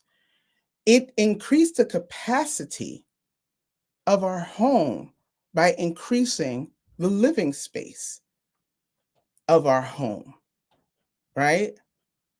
Now, all of a sudden, the furniture that I had, which was some old furniture that we had got secondhand furniture, I now wanted to change the furniture. I now wanted nicer furniture. In fact, I wanted a swing, and let's bring the plants out here and put it on the porch. And now this is just this really nice sitting place. It increased the capacity. It became, as I was making a transition into how I wanted to live my life and take care of myself, a place of peace, a place to think, a place to grow. So in increasing the capacity of my home, it was also helping me to increase my capacity. And now the meaning behind the porch and its capacity also increased. And so why am I talking about this? Right? Because you can increase your capacity to increase your performance. And you can do it in a peaceful way, right? So let's define capacity for a bit, because the capacity is the maximum amount that something can contain, like your refrigerator or your freezer has maybe a certain cubic feet of capacity. It's also defined as the amount that something can produce, like, a particular company can produce a certain amount. If it's an electrical company, a certain amount of electricity that it can produce, right? And sometimes you can do certain things, like that company may be able to put in certain technology that now helps them to increase the amount of electricity they can produce or increase their electricity capacity. So what I'm saying is that many of us believe that our capacity is fixed, but it can grow, right? Just like the capacity of the porch grew and my capacity was able to grow even utilizing my porch. And in this fast-paced world, you're going to have all of these demands. I get it. You can't avoid it. And it can make you feel like you're behind. Going back, it can make you feel like I'm doing all these things, but I'm not doing them well, right? The goal shouldn't be to do more. The goal should be to increase your ability to handle bigger things and pressures without, you know, completely fizzling away and burning out, right? And so that's why I told you that story of the porch. But what I want to tell you is I want to talk to you about 5 ways that you can increase your capacity. Okay, 5 ways. Number 1, shift your mindset. Shift your mindset. See, I believe in balance, but like I said before, when Don said harmony, and when he talked about work-life harmony, and I talk about life balance, because I don't call it work-life balance, because work is a part of life, we're saying the same thing. Does balance mean that everything will be equal at all times? No, it does not. No, it does not. How could it be? There's a time in your life when school is a thing and it's important and it gets more of your time. There's another time in your life where you now have a family and you have work and maybe you're not even doing school. Obviously, there had to be a shift in how you do your balance. It doesn't suddenly mean that school fell off and everything, it totally just threw everything off. No, something probably replaced it. So I think of balance as more of a pie, like I said, with slices. All the slices are not exact, but all sides of each slice are holding up the other side. And it works. It works, right? So shift your mindset around how you approach things. Shift your mindset on balance, shift your mindset on how you approach your challenges and your opportunities, how you approach even obstacles, right? That drain your capacity. Shift your mindset around that and reframe these challenges as opportunities for growth, right? So that's number one. Number two, tune into yourself. Self awareness is so key, right? What, you know, how do you feel with each thing that you're doing? Do you have any stress triggers that are triggering out? Because see, a trigger, a stressor or a stress trigger is an external thing, right? And then stress is is how you're dealing with it, right? So it's important. What can I do? I may not be able to get rid of this trigger altogether, not all the time, but how I deal with it, I can do something about. So, but in order to do something, I need to recognize what's going on. So, when you become more self aware about your needs, you know, your triggers, your reactions, right? That also can help you expand your capacity because when you're able to manage how you deal with stuff, or even if you have it within your ability, get rid of some stuff that are not that important, then you can increase your capacity. So, a way you can do that is check in with yourself every day.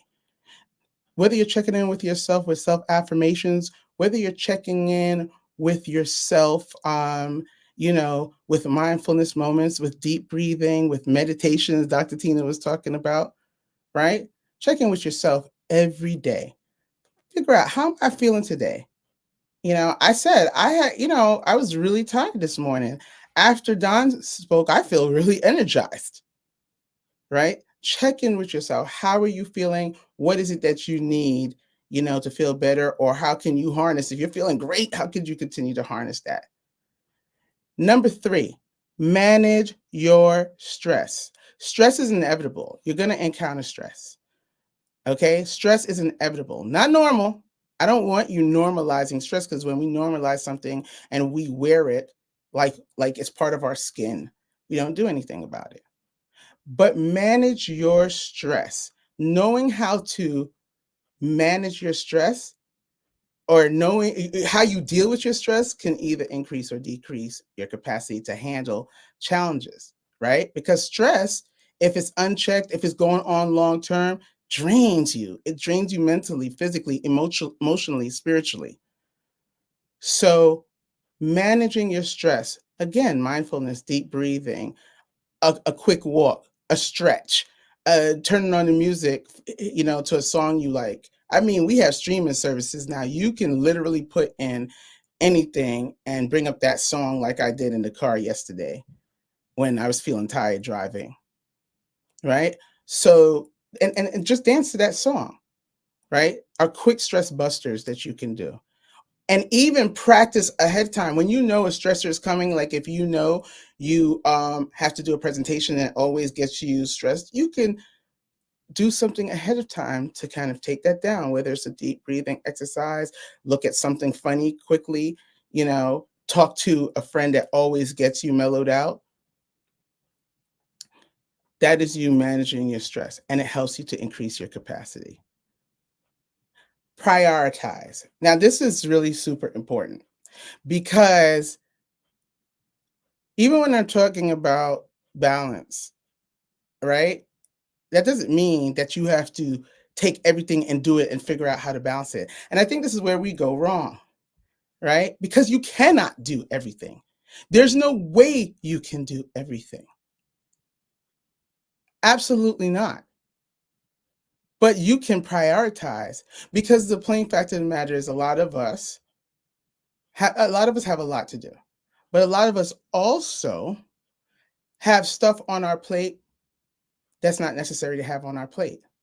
We're just so busy, we didn't even take the time to sit down and say, okay, what really needs to be done? And of that, what really needs to be done by me? Okay? Some of the things that don't need to be done by me doesn't need to be done at all. If it does need to be done, who can I delegate that to? Right? So start to prioritize what is in your bucket to do so that you can get your priorities done well. Okay? And make sure you have boundaries around that, because what do boundaries do? Right? It helps you to protect your time, your energy, and your focus. And that will help you to increase your capacity, your ability to perform. So when I say prioritize, I gave you the examples of the freezer may have a certain amount of cubic feet, and that's the capacity of the freezer, or even the the electrical company that may have been able to do something to double its electricity capacity, right? What do they prioritize? Well, the freezer prioritizes the action of freezing. That's a priority for the freezer. It needs to freeze things, and it needs to be able to hold things to freeze them. The freezer is not trying to heat things. The freezer is not trying to do what a dishwasher does, right? It's focusing on its priorities. It's not trying to do everything, yet we are. So start to prioritize and put boundaries around those priorities. And the fifth tip is to practice regular self-care. And that I do want you to normalize. That has to be normal. And when you do practice self-care, make it non-negotiable and make it selfish. Okay? Because I know we hear a lot.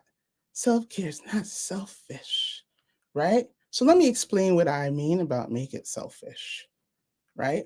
When somebody in the typical idea of selfish is usually somebody's concerned with only themselves. They don't give a doggone about the needs of other people. Okay, with regards to those people's needs, that's a them problem.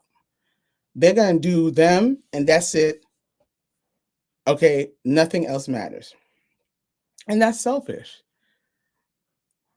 But Dr. Leon F. Seltzer described in Psychology Today some years ago about the difference between selfish and self-ish, right? So self-ish. And what he said was that the suffix ish means belonging to or concerned with, right? So when you think of self-ish, you are concerned with self. That doesn't mean you're only concerned with self, but you are concerned with self. And that probably, no, definitely should be something you prioritize. Again, prioritize doesn't mean you don't care about anything else. It means I'm going to take care of myself and my needs first. And everybody else and everything else that is a priority as well will be the collateral beneficiaries to me taking care of myself. Ish means belonging to. You belong to yourself. So when you are doing your self-care should be concerned with you. Your self-care should belong to you. It shouldn't be, I'm going to do it this way because, My friends, I want, they don't really like this, but they do like going to that nail salon. So I'm going to, that's self-care, right? I'm going to go to that nail salon with them and get my nails done. Now you may do that, but if that's not self-care to you, what you just did was an activity. Okay. And you may like doing it because you were with your friends.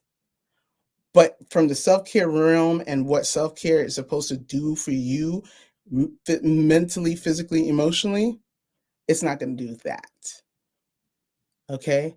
So make it selfish and make it non-negotiable. And when you do that and you're able to restore yourself and you're able to recharge and regroup, that makes self-care a necessity for increasing your capacity and your ability to perform at a high level sustainably, right?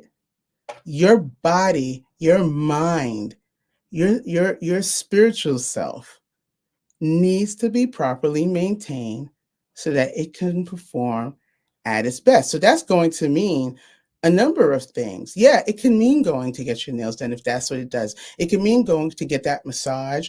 It could mean, a simple day off just to rest. It can mean, exercise and good sleep and proper nutrition, all of those things, so that it can help to not only help you perform at a higher level, but also help you prevent burnout while you're doing it, right? So I want you, it may have seemed wonky. Who's this talking about her porch, right?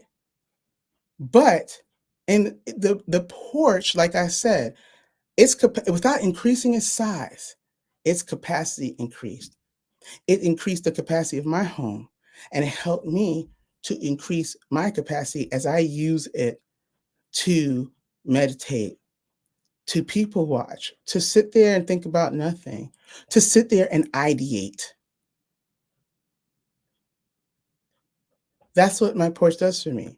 So, like that, you know, I'd like you to be able to increase your capacity. And it's going to take things, it's going to take tuning into yourself. It's going to take taking care of yourself. It's going to take prioritizing what is important and then putting boundaries in place and maintaining them so that it protects those values that are important.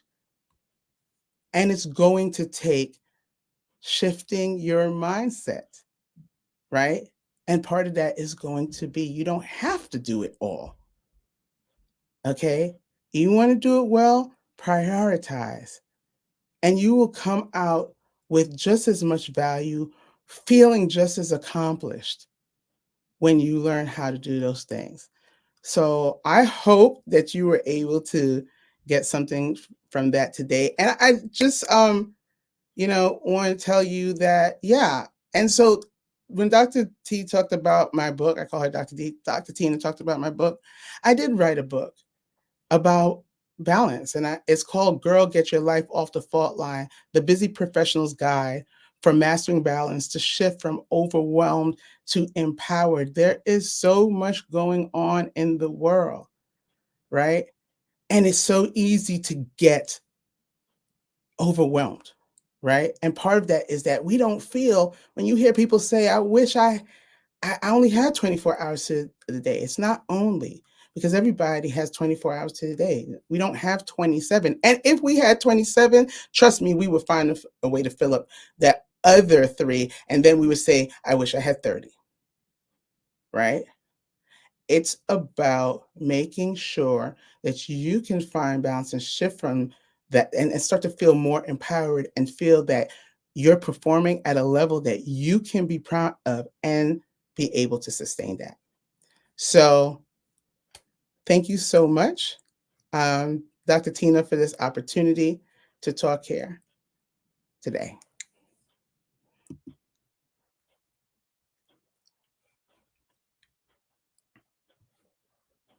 Whoa, whoa, and wow.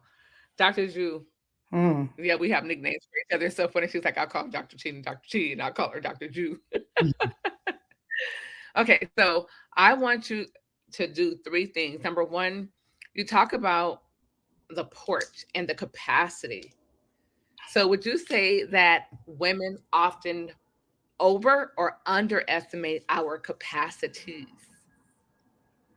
from your A experience? good question.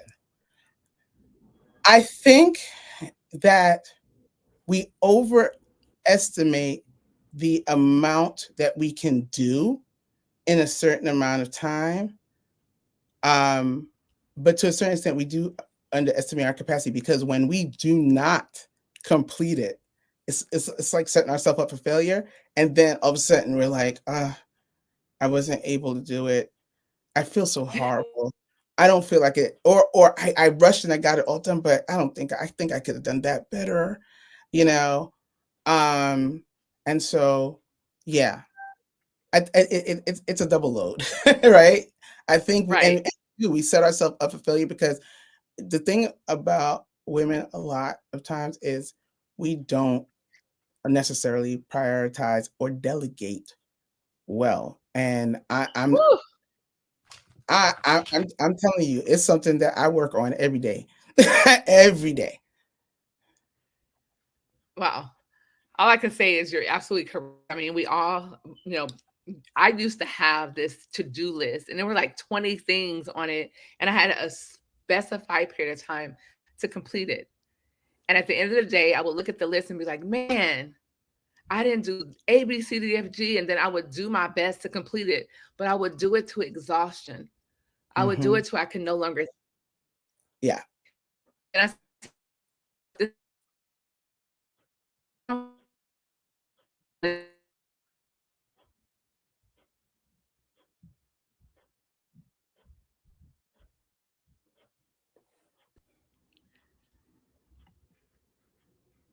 there are I storms happening everywhere. And matter of fact, for those of you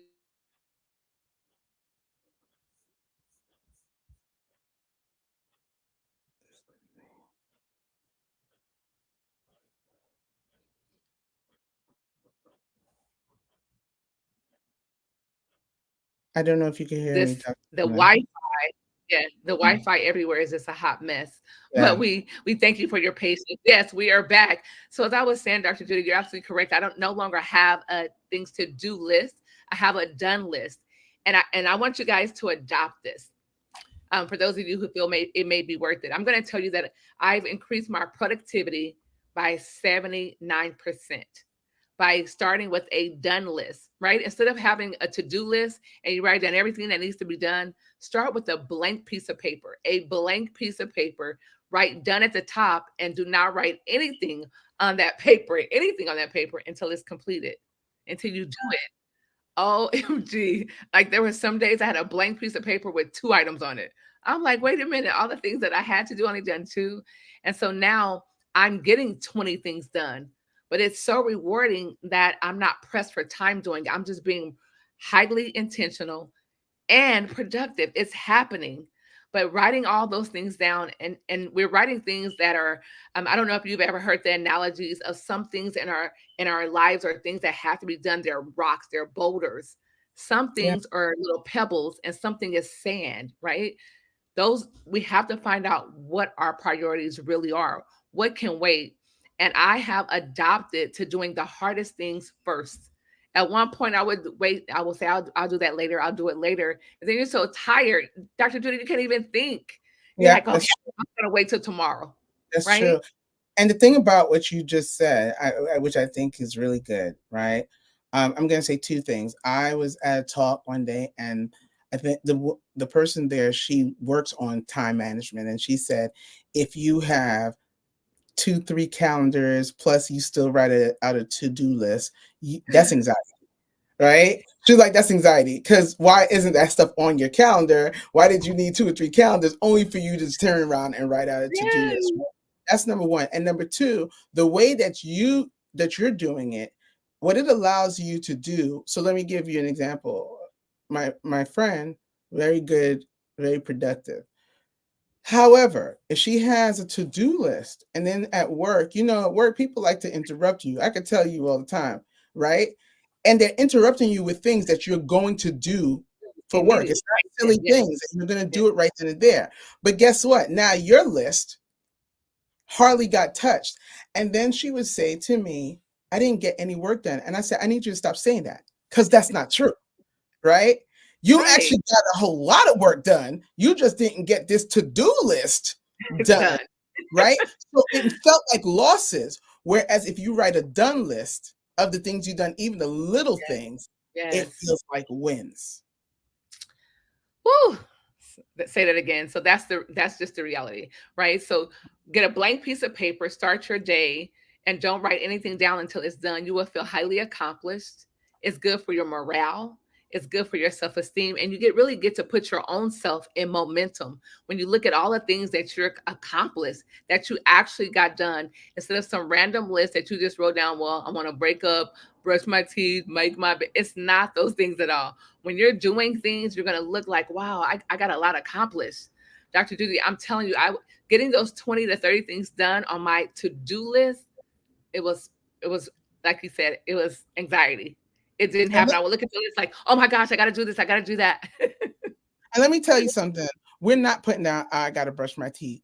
We're putting down 20 big old things, like 20 big, humongous things in this list. Got to get completed today. We're not making it some small wins, some big wins. Pack up my house because I'm moving next week on the day list. Right? Exactly. So yeah, we're making it hard on ourselves. Give yourself some grace. Yeah. Absolutely. I love that. Like, give yourself some grace.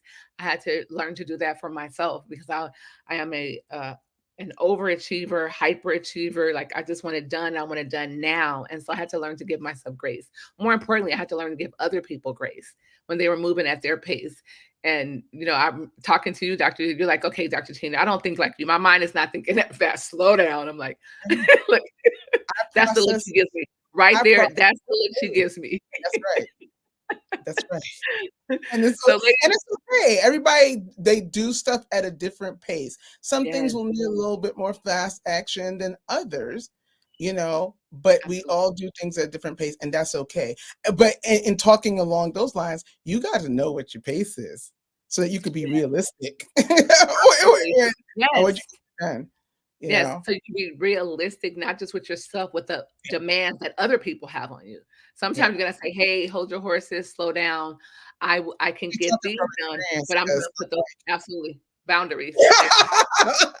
Hold on. Absolutely. And so self-care, all right, she gave us an entire thesis on self-care. And I love that. Speaking of self-care, Dr. Judy, I cannot wait until we have our gratitude summit like we had last year. It's going to be amazing. I have some incredible people coming to just pour. And because it's gratitude summit, they're like, okay, I'll be there. And these people are high achievers. These are people who have done some amazing work that they've been giving accolades for, awards. They became number one and number two in their industries because of it. And we all know them as icons, and they're going to come and deliver on our gratitude summit. And we have 2 gift cards to give away, Dr. Judy. I don't know how we should give them away, but I have a suggestion. But before I share mine, I would like for you to tell me, how do you think we should give away to these listeners? Let me go look on the phone. Let's see who's been engaging. Let's see how many comments we have, who's liking, who's actually participating. So I'm going to go to the page and we're going to take a look at that. Can I get a drum roll, please, Dr. Juju? You want a drum roll? Wow. I'll do it. Oh, that was cute. I like it. That was a real drum roll. Okay, so we have actually 377 comments and 84 shares. So that is awesome. And so how can we reward the people for their participation? You guys, we're going to give away 2 $100 gift cards. Yes, 2. They were both donated. One by Dr. Judy, one by Don. And so we're going to think of a way. We want you to buy the book. Dr. Judy, can you tell them where to get the book from so I can post it on the screen? First of all, I'll show you the book because you need to see the book. Okay. Yes, absolutely. Place. So this is the book, Girl, Get Your Life Off the Fault Line, the busy Girl, professional. get your life off the That's fault line. what I'm saying, because the fault line is tricky. Yes. This is a busy professional's guide for mastering balance to shift from overwhelmed to empowered. And yes, Dr. Tina, this book, yes, I know I get it to women because women often have a Yes, lot on their plate, but yes, the concepts in there are beneficial to everybody that is looking to find, whether you call it life balance, life harmony, harmony. so that you can perform on a higher level, one that makes you proud and that's sustainable without you feeling like you're headed for a crash and burn. Absolutely. Wow. I And love that. so, yes, and so it can be found at wellnesswithdrjudy.com/fault line. Wellness with Dr. Judy. Just go to wellness at Dr. Judy and just But stay there. wellnesswithdrjudy.com, you will find the Fire, book and click. power, devour fire. Wellness with Dr. Judy. Because listen, we all need to be well. We need well care, not sick care. We need well care. Yes. Yes. So, Dr. Judy, like, I want to know your story. Like, somebody just doesn't grow up and just say, okay, I'm going to start talking about wellness or I'm going to talk about health. That doesn't happen. As Don stated, there is something that has been detrimental into someone's life, a circumstance, a situation, something that caused them to be laser focused and intentional with their own health. And so, do you have a story that caused you to have an aha moment that how they say become woke, it caused you to become woke or awakened and to become literally more intentional with your well-being? Dr. Judy, over to you. Yeah. Well, first, let me just say that I've always been of the mindset that wellness is not just sick care, that there's prevention there. And I always wanted to work in the communities like the one I came from, um, because representation matters, number one. And number two, when you go into the community and you're able to build a rapport and work with your patients, okay, not tell them what to do. So this is going back to what Don, look how we coming full circle, y'all.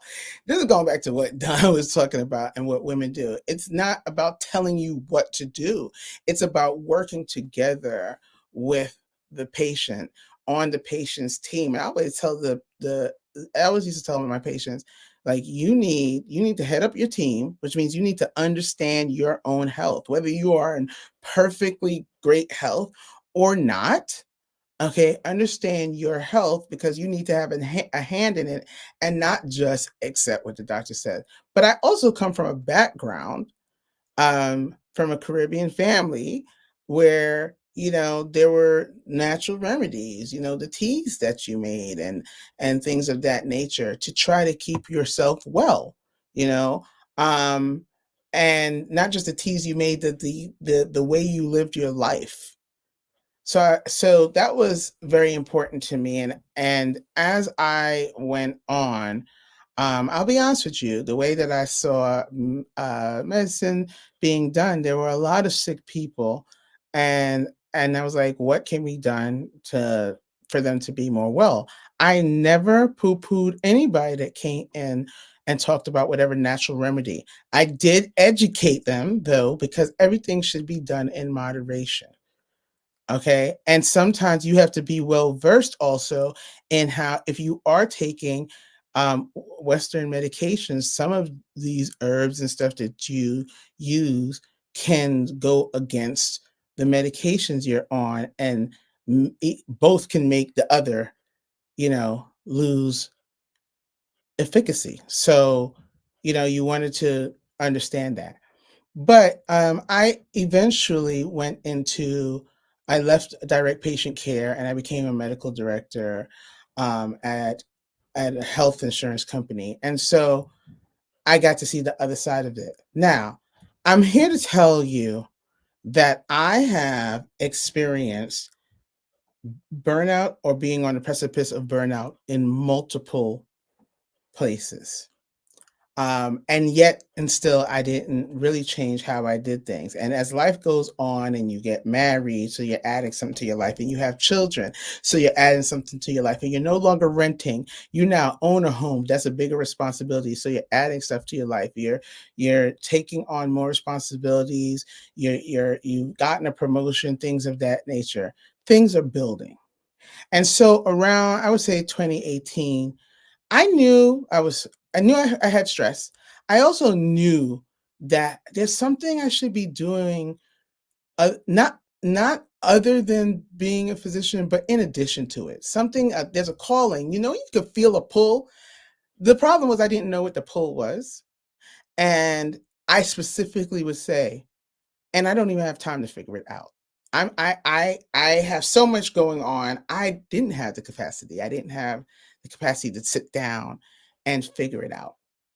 And then in 2019, I went for what I thought was a routine mammogram, but it wasn't. That was me fooling myself, because in all actuality, the new OBGYN that I had gone to found what felt like a lump in one of my breasts. And so that makes it no longer a routine mammogram, but I told myself it was a routine mammogram, scheduled it for a lunch break in October, which happens to be Breast Cancer Awareness Month.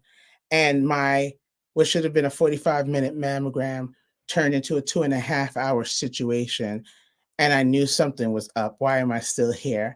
And when the radiologist himself walked into the room, that's when I knew that something was wrong, and they found something suspicious in my breast. I won't go through all the other stuff, even though I remember every detail like it was yesterday, every date, the dates of biopsy, everything. The first time I saw the breast surgeon, everything. The first time I saw the plastic surgeon. But eventually, I was diagnosed with 2 stages of breast cancer in my left breast and opted to have a double mastectomy. And that happened in January of 2020. And while I was recovering, January 2020 February went into March, when we went into a lockdown. So here's what happened, because this is the important part. I had to sit down. I had to recover. And my support, my family, my friends wouldn't hear it any other way. They came in like gangbusters to help myself and my family, my children, my husband, and they wouldn't have it any other way. But now suddenly I found myself with time to think. And now this was time to think about not only what is it that has been that pull since 2018, but also how did I get here? And how I got there was I hadn't been taking care of myself at all. I hadn't been. I had not been taking care of myself. I had been missing medical appointments. Sometimes it's because I would forget. Sometimes it was because, you know what, I have this to do. I'm just going to reschedule. Okay. My blood pressures were off, even though I was on multiple medications. I didn't let that worry me. I could tell you every medical appointment of my children, and that included specialists. I would book medical appointments for my husband. I could tell you about the projects that were being done at work, when things were due. I could tell you all of that. But I hadn't been taking care of myself, and I let my boundaries completely slip. And let my boundaries slip, I was given much more time to work, right? But some of my other priorities, namely my family and my health, were going to the wayside. And so it was eye-opening, because it's easy to say, well, I was stressed out, it's all the job's fault. No, I had to turn around and look at myself, right? Because everywhere I go, there I am. And like I said, I had episodes where I felt burnt out before, and it wasn't necessarily at that job or even that industry. Like, I was a physician each time, but I was in academia. I was, I worked in corrections. I worked in a clinic. I doing direct patient care. Now I wasn't in academia or doing direct patient care, and it happened again. How did it happen? But this time I sat down, I had to think, because, girl, you got cancer. right? So I'm happy to say I'm cancer free. I've been cancer free since 2020, but I had to come up with a system to start making sure that I was taking care of myself, that I was making sure that I was checking in with myself, that I was became more clear about what was so important to me, right? And what are the boundaries that I want in place, and what am I going to do to maintain them? And then I could think, and I said, I want to give back. I want to be able to tell people about this and what this looks like. And so I think, I'm drawn to professionals, and I'm definitely drawn to medical professionals, because when you work in high stress environments, you can make stress your norm. Like, there's nothing you can do about it anyway, so you just keep going. That's not okay, because unmanaged and undermanaged stress is your fast ticket straight to burnout. So, you know, start to prioritize. Like Don said before, you don't want to get in a situation, you don't want something horrendous to happen to get you to pay attention. It shouldn't have to take that, right? And I consider myself definitely one of the lucky ones. Sometimes I say breast cancer saved my life. I consider myself one of the lucky ones. But I don't want people to have to go through something horrendous to get their eyes open. If you believe in a higher power, even if you don't, when you say that you can't sit down, something will sit you down, whether you like it or not. So start paying attention, start tuning into what you need, right?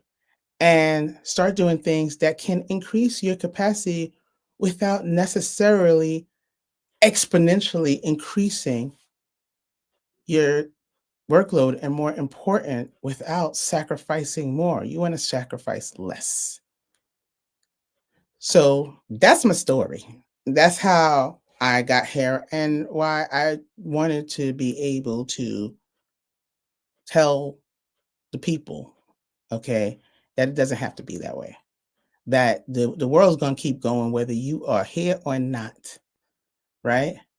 It's better you be here so that you could continue to give the world the wonder that is you. That's it.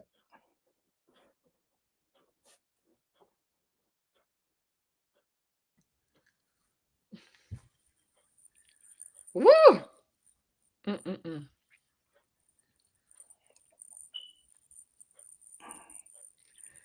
Y'all pass the plate. The pass the plate. Pass the plate. Pass the plate. I don't know what's going on with the Wi-Fi. Hello. Pass the plate, you guys. Judy just gave a sermon. She's an evangelist for health and wellness.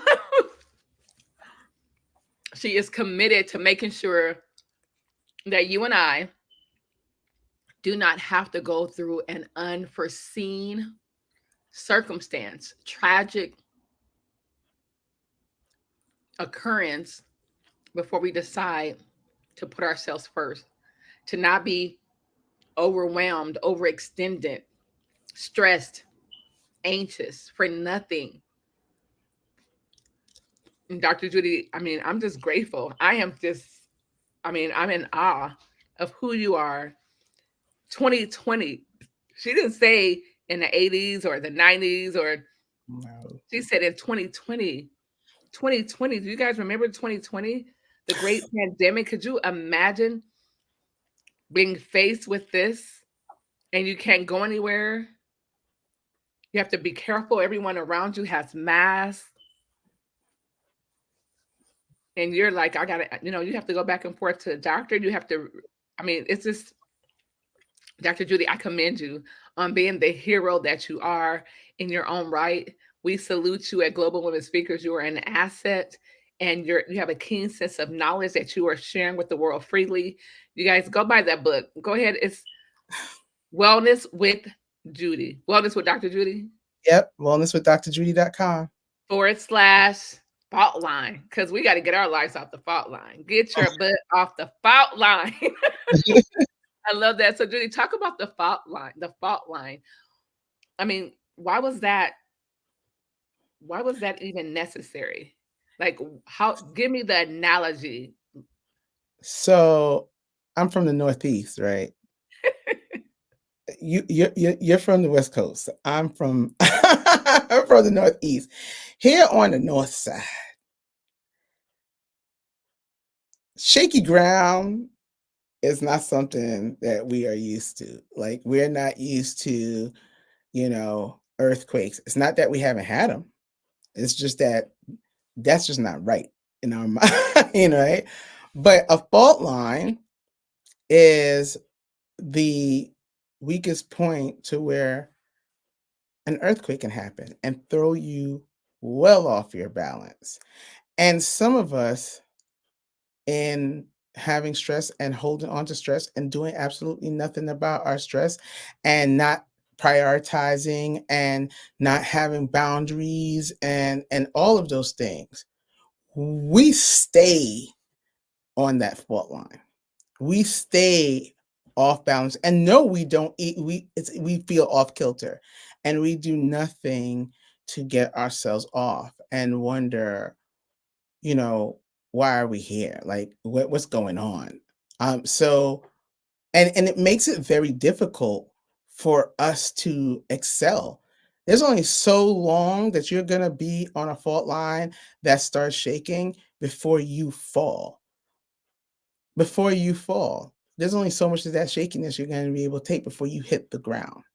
And so that's why, that was my thought process about the fault line. Now, the funny thing is, when I first released this book, shortly after that, we experienced an earthquake. Hey, I was getting ready to say it's because of your book that we had an earthquake in California. Okay, we had an earthquake in California, and it was your fault.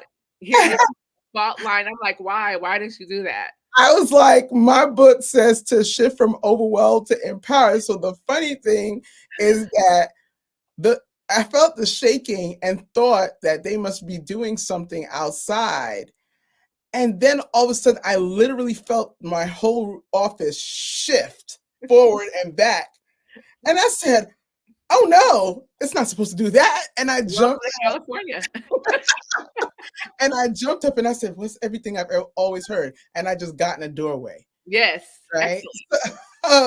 So I was like, sometimes you put things out in the atmosphere. Yes, exactly. But I love the fact that you said fault line, because I am from the West Coast, a native of sunny Southern California, which I adore.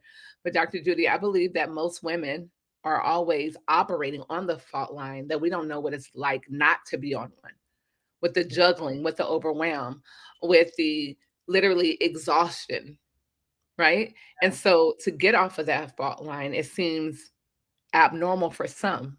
It's not our normalcy. I remember It's, I used to be that way. it seems like you can't. That's almost operating. I'm going to say something.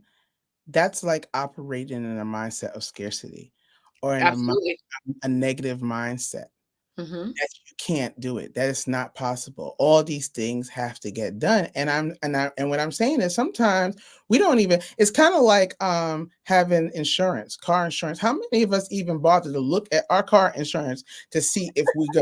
Some of us say we're not even looking. We don't feel like changing it. This one is fine. We don't bother to look and see if we could get something that offers us just as much for a cheaper rate, right? We don't have the time for that. We have to shift our mindset around, what capacity we have, what is on our plate, and how much of it needs to be done by us or needs to be done at all.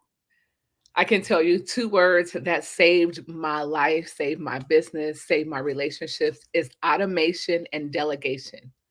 Automation or delegation. That we have to implement those things.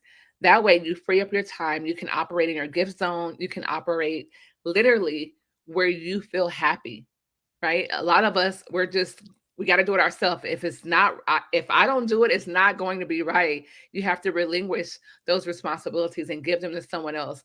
I had a mentor. His name is Marshall Silver. He was a hypnotist. He was amazing. He had a program called The First Million.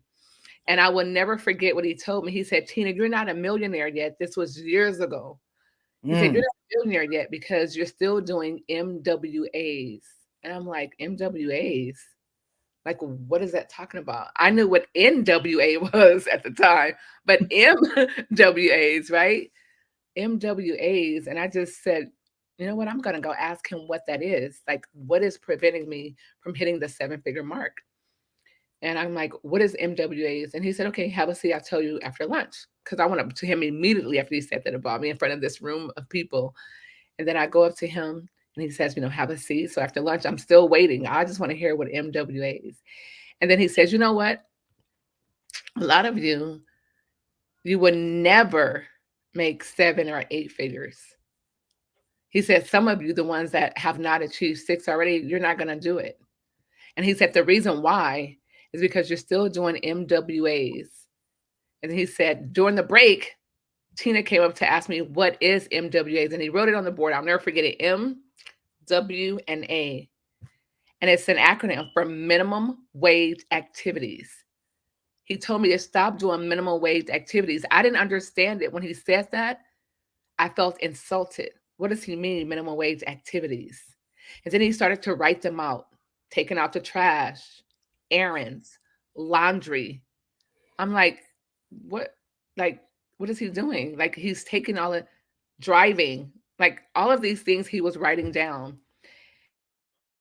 And I left there with an attitude. I felt that he was insulting me. And, what does he mean? And if I don't do it, who's going to do it, etc. I had no capacity of how those things can be done. And he said, if you can hire someone and pay them $15 to $20, $30 an hour to do that thing that's consuming and sucking up your time, that's not allowing you to operate in your expertise, in your genius, then outsource it, delegate it. Somebody has to do it. Why are you filing papers? Why are you taking out the trash? Why are you cleaning your own home? Yeah. And as I matured, I realized he was absolutely correct. So I had to outsource those things. I no longer clean my own home. I drive only sometimes, and I do hire a driver. And those little things, and I'm going to say this for those of you who are like, what? Listen, me using my brain, my intellectual property, the things that are my gift, sales, marketing, me using those things that I am an expert at, just for 1 hour, I make way more than $30. So I don't mind paying someone $30 an hour, $25 an hour to do those things. And I'm not saying you have to. I know some of us still like washing dishes by hand and, doing laundry here and there. And that's great. But don't let it consume your day. Automate or delegate. Automate or delegate. You have to free up your time so you can do what you've been called to do, because you were created for a purpose. There's a gift that only you could bring to the world, and you can't bring it to the world while doing laundry, while nursing kids, while driving, while running errands back and forth to the store. You know what? I didn't realize that it was really taking 3 hours to do laundry. Literally, you put it in, right? It's going to wash for 20 minutes, 15, 20 minutes. And then you have to let it dry for 35, 40 minutes. That's an hour, one load. And you say, well, I'm going to just put this in, and while it's washing, I'm going to go do this. No, because you're anticipating it. Even though the buzzer is on to let you know when it's done, what do? We go look, we go open up the top, see if it's still on spin. That's what you're doing. The buzzer goes on, it goes off, and I might not go back for another 30 years. Dr. Judy, that was then when I did my own laundry. I don't care. I don't do it. But ladies, listen, Dr. Judy has some things that she wants to share with you guys. Dr. Judy, I want you to just give them the top 3 things that they can do right now to either escape from believing that self-care is selfish, or number 2, liberate liberate themselves to put themselves first and let them be in a space where it's okay? What are some things that we can do as women to say, you know what, it's okay, even if you've never done it before, that it's okay to put you first? Even in the airplane, what do they say? To put the oxygen mask on yourself first, even before your kid. So, Dr. Judy, what are some ways and some things that we can do, some techniques, maybe some skills, affirmations, whatever it takes to get us as women in a space where we don't believe we're being selfish, that we don't believe that we're not helping everyone else because we're putting ourselves first? So, one, I'm going to talk about the pre-activity, and the pre-activity is mindset. Mindset is super important, right? And one of the things with mindset that I want you to get with is that when they say self-care is not a luxury, right? For some people, self-care does feel like a luxury. And whether it does or it doesn't, I want you to be okay with that. If self-care is a luxury, so what? Are you not worth the luxury? If self-care is a luxury, so what? You're worth it, right?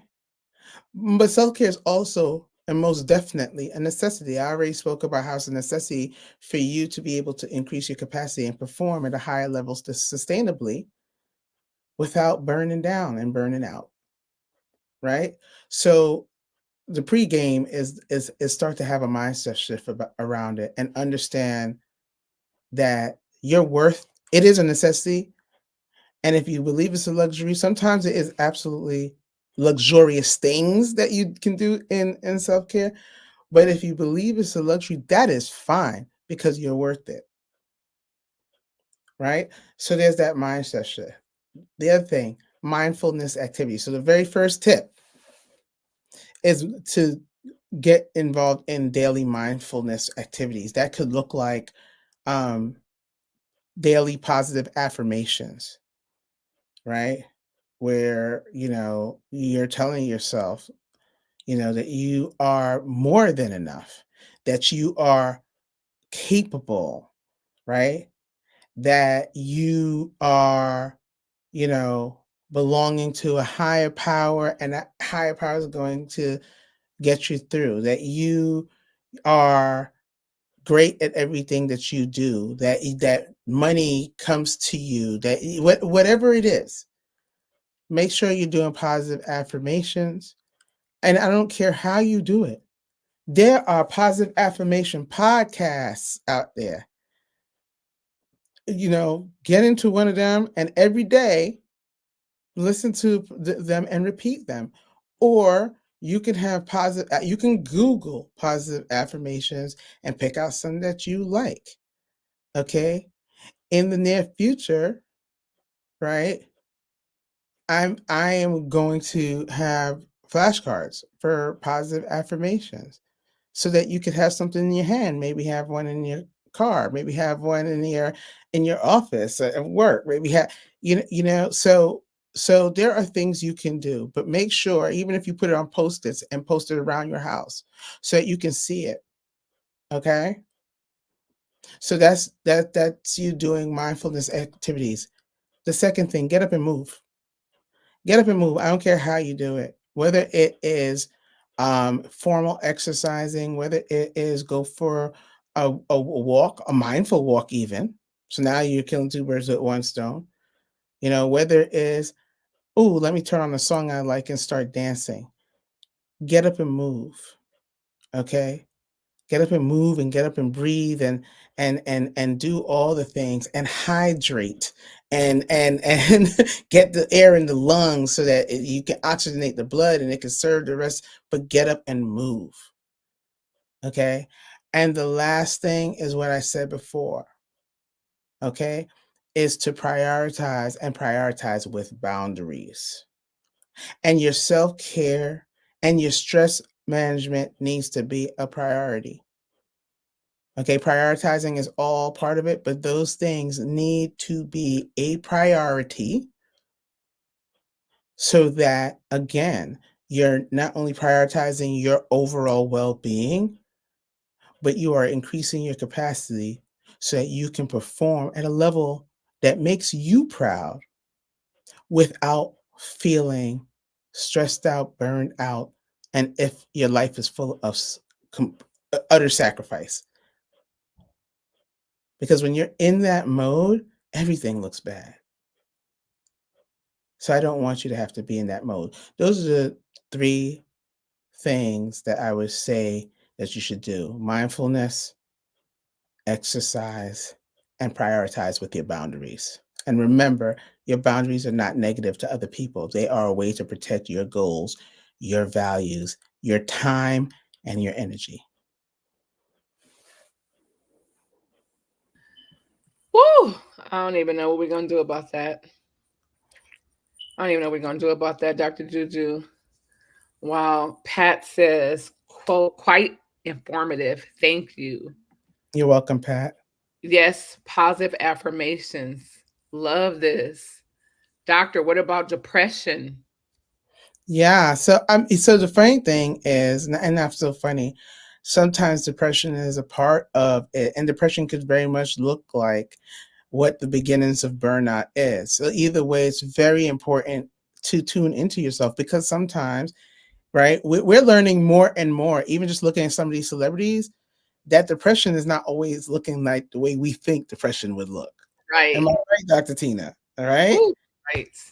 It's not always looking, but so it's important to tune into yourself and then seek help, seek support, right? And support can come in the form of the people you know, but you may need to go as far as speaking to your physician and going to also a mental health specialist. And there's no shame in that. At all. At all. Hope that helps. We have Diane DE Speaks. She is the founder.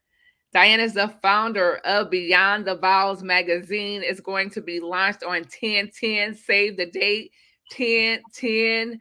Beyond the Vows magazine. Beyond the Vows magazine. I mean, it's that after you say I do, that's where it gets really deep, right? So it's Yep. more, it's a relationship magazine. It's for couples and singles.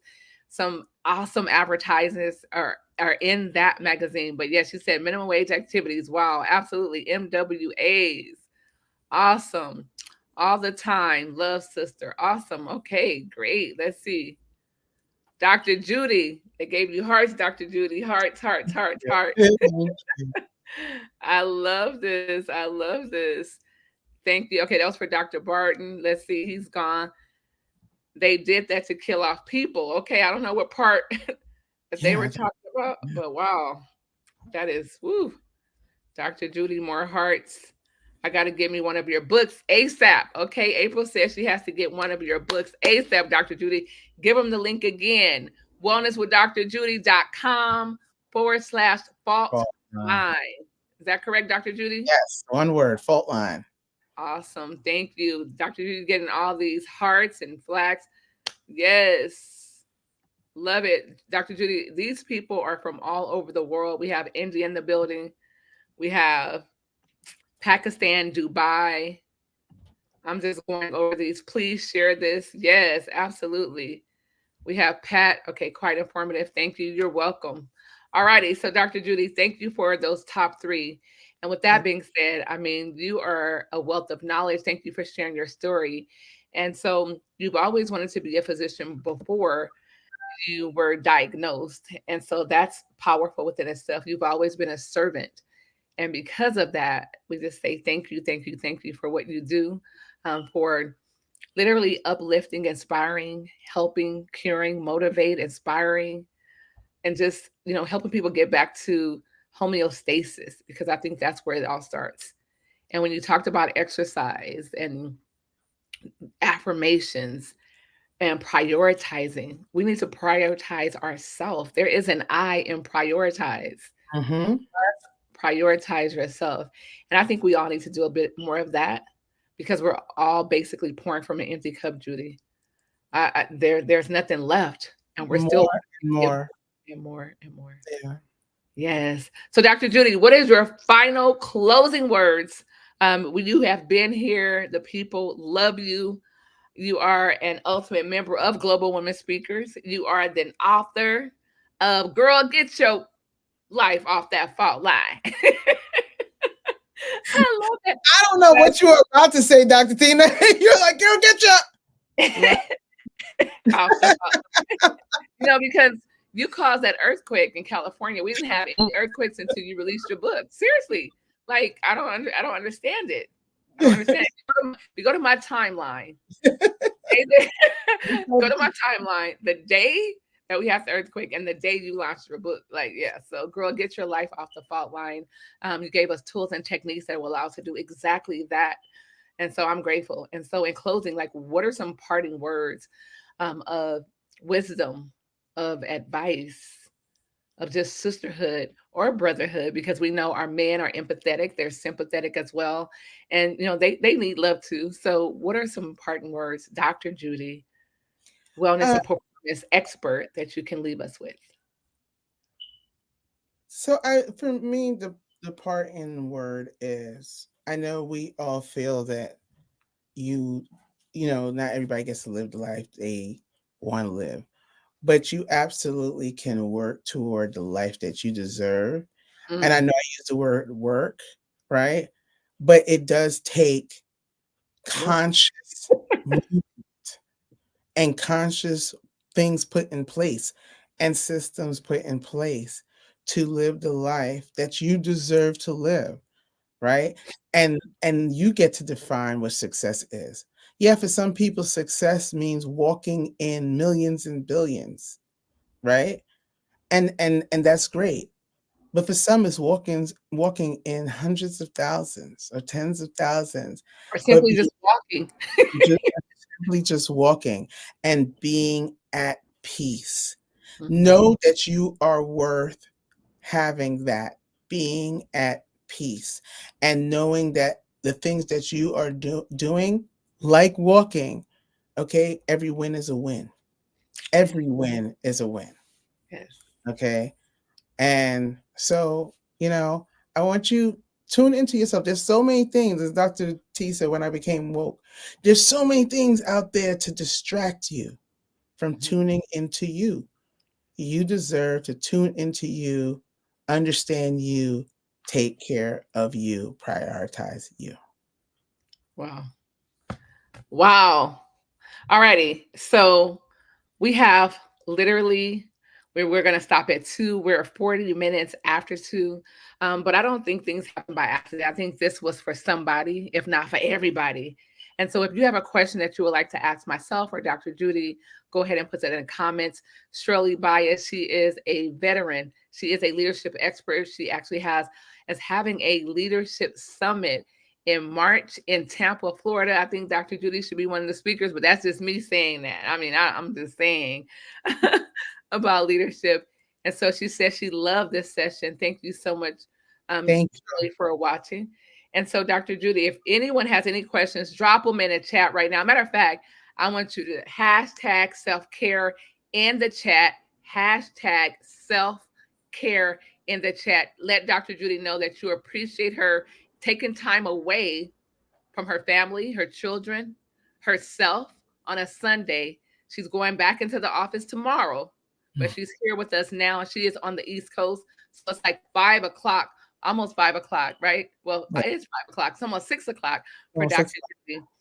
And so I really appreciate her being here. It's all about simply, giving a contribution. And I know for a fact this is Dr. Judy's contribution to make sure that she educates, empower, and inspires us for greatness. And so, Dr. Judy, I just want to say thank you on behalf of Global Women Speakers. I cannot wait to see you in Dubai. Go get the book. Connect with you guys. If you're on LinkedIn, I'm Judy Wright MD. If you're on Instagram, I'm Judy Wright MD. Connect with me through that. Connect with me, through my website. Yes. wellnesswithdrjudy.com. If you just want the book, wellnesswithdrjudy.com/fault line. Her name is the same across all platforms, right? Dr. Judy. You can Google Dr. Juju. You probably just have it in Google by now as Dr. Juju.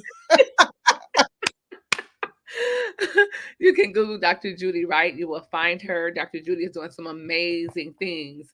And I can't tell it to you all, but she's going to have a book signing tour. We're going to come to a city near you.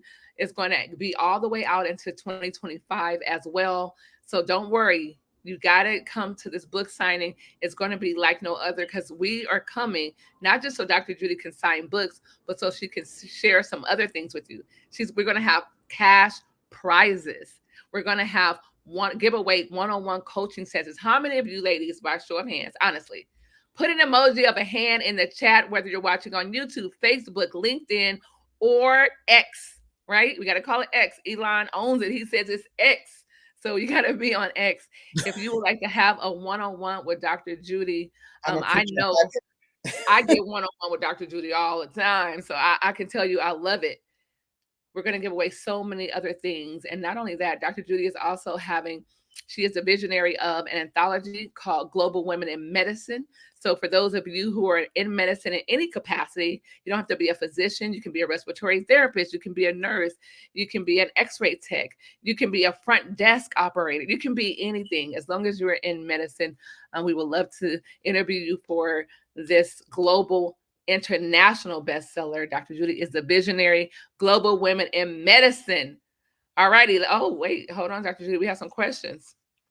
Okay, they're right here on Facebook. Wow. Okay, it's blowing up. Okay, I should have never said that. All right, we're going to answer a few questions, then we're going to close it out. So, Dr. Judy, one of the questions is, thank you for sharing your story. Congratulations on being cancer-free. What are some signs and symptoms of breast cancer? Because I am afraid to go to the doctor.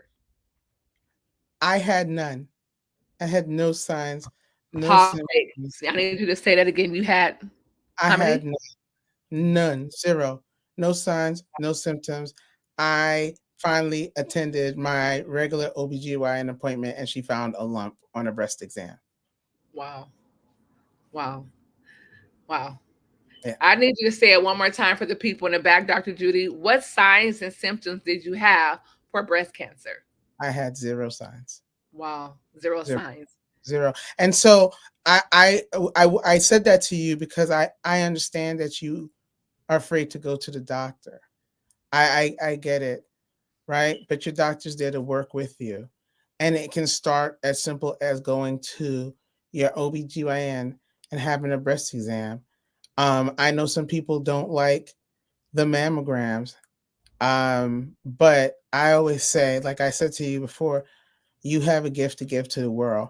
And I don't know if you have family. I don't know if you have children, but even if you don't, you are the gift. Okay. Take care of yourself. Get checked out. Make sure you're getting your routine things done. If you are at that age, go get that mammogram. Even if it's uncomfortable, it lasts for minutes. You don't see them again till another year or two. You can do anything for 30 minutes. Wow. We hope that helps. Please go to the doctor, go get it checked out. I used to be the program director of a program at Watts Health Center called the Breast and Cervical Cancer Control Program. The numbers of women who have breast cancer unknowingly is alarming. They find out by accident. And so breast cancer, most cancers are painless. There is no pain. And breast cancer, for those of you who do self-breast examination, which you really should do a SBE, a self-breast examination. And more than likely, you should be looking in your axillary, your lymph nodes. That is normally where we find breast cancer. In the right upper quadrant of your axillary, under your arm. Put your arm down and feel for lumps, nodules that are hardened. Give yourself in the shower a self-breast examination. Go and get your follow-ups. Dr. Judy is right. As women, we take care of our children at their pediatrician. Our husbands, we make their appointments. And when it's time for us, we're like, I'll just reschedule. I don't have time today. I can't go. I got to pick up little Johnny from baseball. I have a hair appointment. It's somebody's birthday. Yeah. I just don't feel like it. And you neglect yourself. And ladies, we can't take care of anyone else until we take care of ourselves. We must stop pouring from an empty cup. And working at the BCCP program was one of the most rewarding positions I've ever had. But the sadness was seeing how many women, their test, their mammography turned up positive for a mass, for irregular lymph nodes. And to know that they had stage 3 or stage 4, or sometimes multiple cancer at one that could have been just simply prevented or treated if found earlier. And so, Dr. Judy, I thank you for sharing that story. October is Breast Cancer Awareness Month. And so I don't want you guys to take it lightly. I am I am beseeching everyone to go, women, and go get a mammography if you're of age. But even if you're not of age and you have a familiar history of breast cancer, tell them, hey, I have a history of breast cancer and I want a mammography. Or you can even do Or a a family, or a strong family history of it.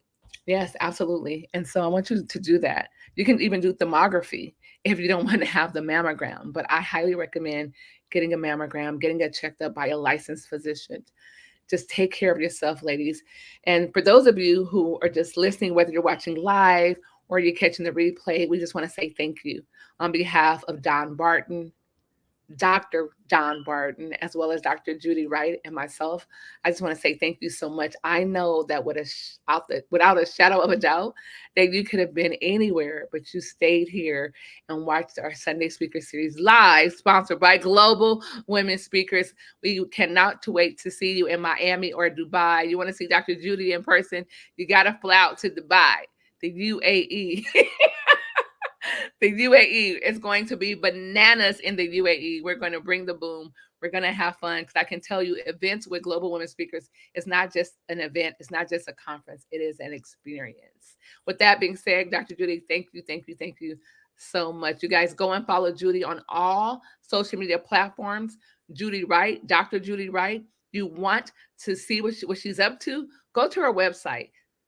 It's wellnesswithdrjudy.com. Wellnesswithdrjudy.com. You want the book? Wellnesswithdrjudy.com/fault line. It's going to be in the comments. If it's not there already, make sure you connect with her on LinkedIn, Facebook, Instagram. Go to her website. And if you got any value from this, go to her Facebook page and harass her. Put it on her page. I learned a lot from Dr. Judy. Dr. Judy, thank you. She is amazing. So, Dr. Judy, thank you, thank you, thank you Thank very, you. very much. Love you dearly. And I cannot wait to see you in Dubai. Bye for now. All right, you guys. Today was unbelievable. It has been explosive. I am super stoked out of my mind that I am tongue tied. I have a loss for words. And if you know me, I'm very loquacious. I don't have a loss of words. But today was really heart wrenching and rewarding at the same time. To have a man of Don's caliber, of his stature, to simply share that women will dominate in 2028. And he's not just talking about hypothetically or in theory, this is scientific. He is a behavior economist. So, ladies, are you going to play your part? Let's not wait until 2028. What are you doing now? What are you doing? There's almost just 90 days left, right? In this year. What are you going to do with it? Regardless of what you didn't do in January, or what you said you were going to do, what are you going to do now? And I know you're like, okay, I'm just going to wait. This year was screwed up. I'm going to wait until January. You don't have to do that. Do not wait until January. There's still time left. Maximize these last 90 days of this year. Maximize these last 90 days of 2024. It is not over. It is not over. So I want to give you a personal invitation to the 90-day max. Yes, the 90-day max. We're going to start on Thursday, October the 3rd. It is the 90-day max. When I say we, myself, along with some professional women, some stay-at-home moms, just women from different walks of life, different religions, different parts of the world, we are combined together to have the 90-day max. Go to 90daymax.com, 90daymax.com, and we are going to simply help you achieve the goal that you are so so anxious to accomplish whatever that goal is. If it's to lose 5 pounds, 20 pounds, if it's to gain lean muscle mass, if it's to read a book, if it's to start a business, if it's to get funding, if it's to increase your credit score, no matter what your goal is it to come to Dubai with us in November? No matter what your goal is, no matter how big or how small that goal is, join the 90-day max and myself and other women who are powerful, who are waiting to help you bring that into fruition. We are here for you. Go to 90daymax.com. I'm going to put it on the screen. It is the 90daymax.com, 90daymax.com, 90daymax.com. Go to the 90daymax.com. Join us because the 90 days are going to be explosive, totally explosive. 90daymax.com. It is going to be unbelievable because we're going to take these last 90 days, and we're going to do exactly what we said we're going to do. We're going to do exactly the things that we know we're capable of, but we're going to have accountability. We're going to meet up. We're going to have people that's a part of it, people that can help you become financially free, people that can help you get rid of that habit, people that can help you do whatever it is that your little heart desires.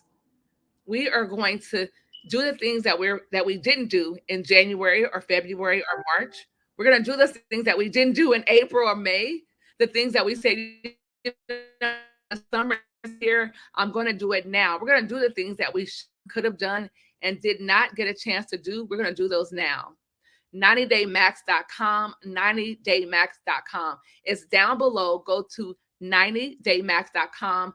Join us and let's maximize, let's leverage, let's dominate these last 90 days. Because, ladies, here's the deal.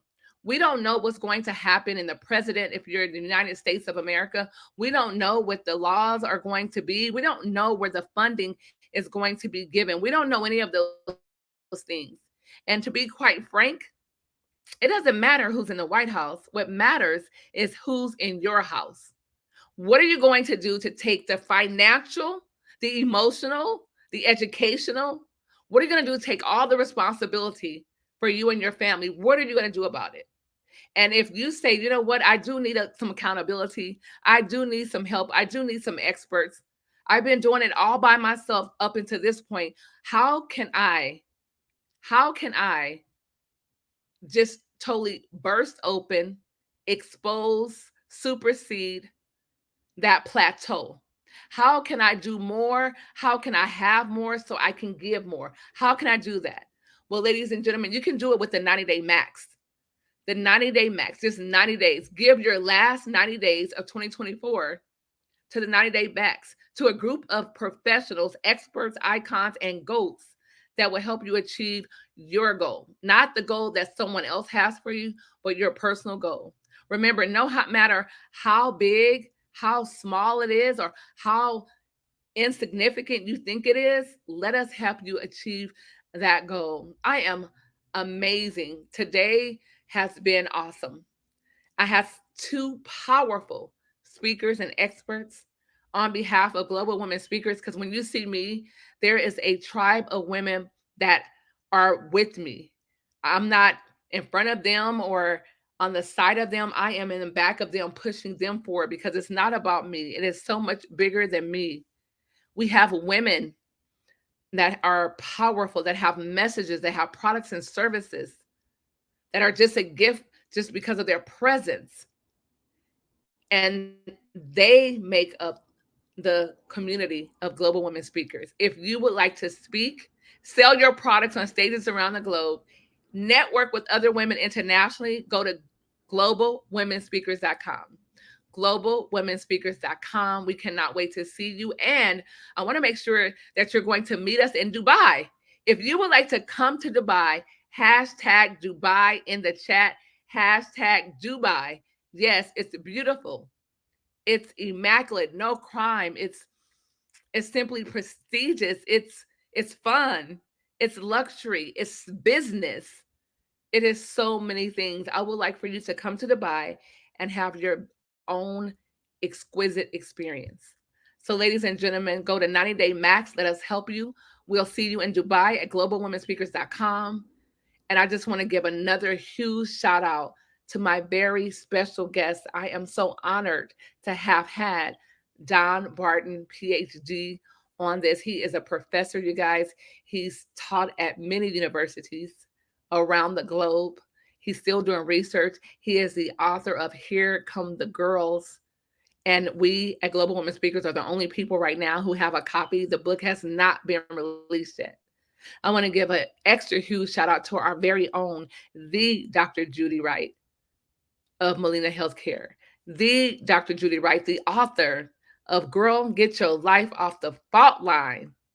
If you want the book, you can go to wellnesswithdrjudy.com/fault line.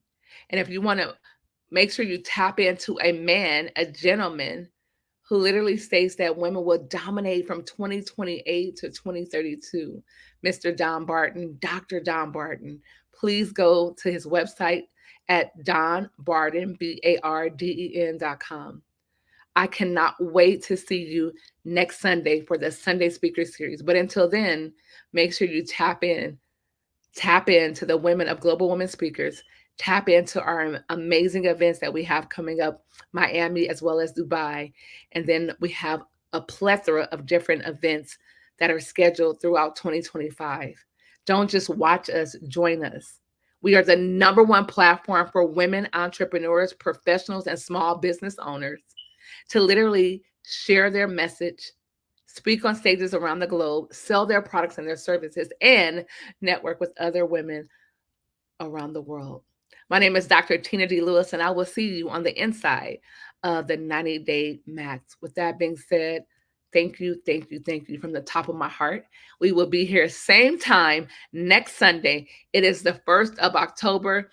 It is called the Rocktober series. You are going to be blown away about the people that comes to give their knowledge, their expertise, and their love. I love you. I appreciate you. Ask God to bless you, to bless your family, and God bless your dreams. This stream series is officially a wrap. Bye for now.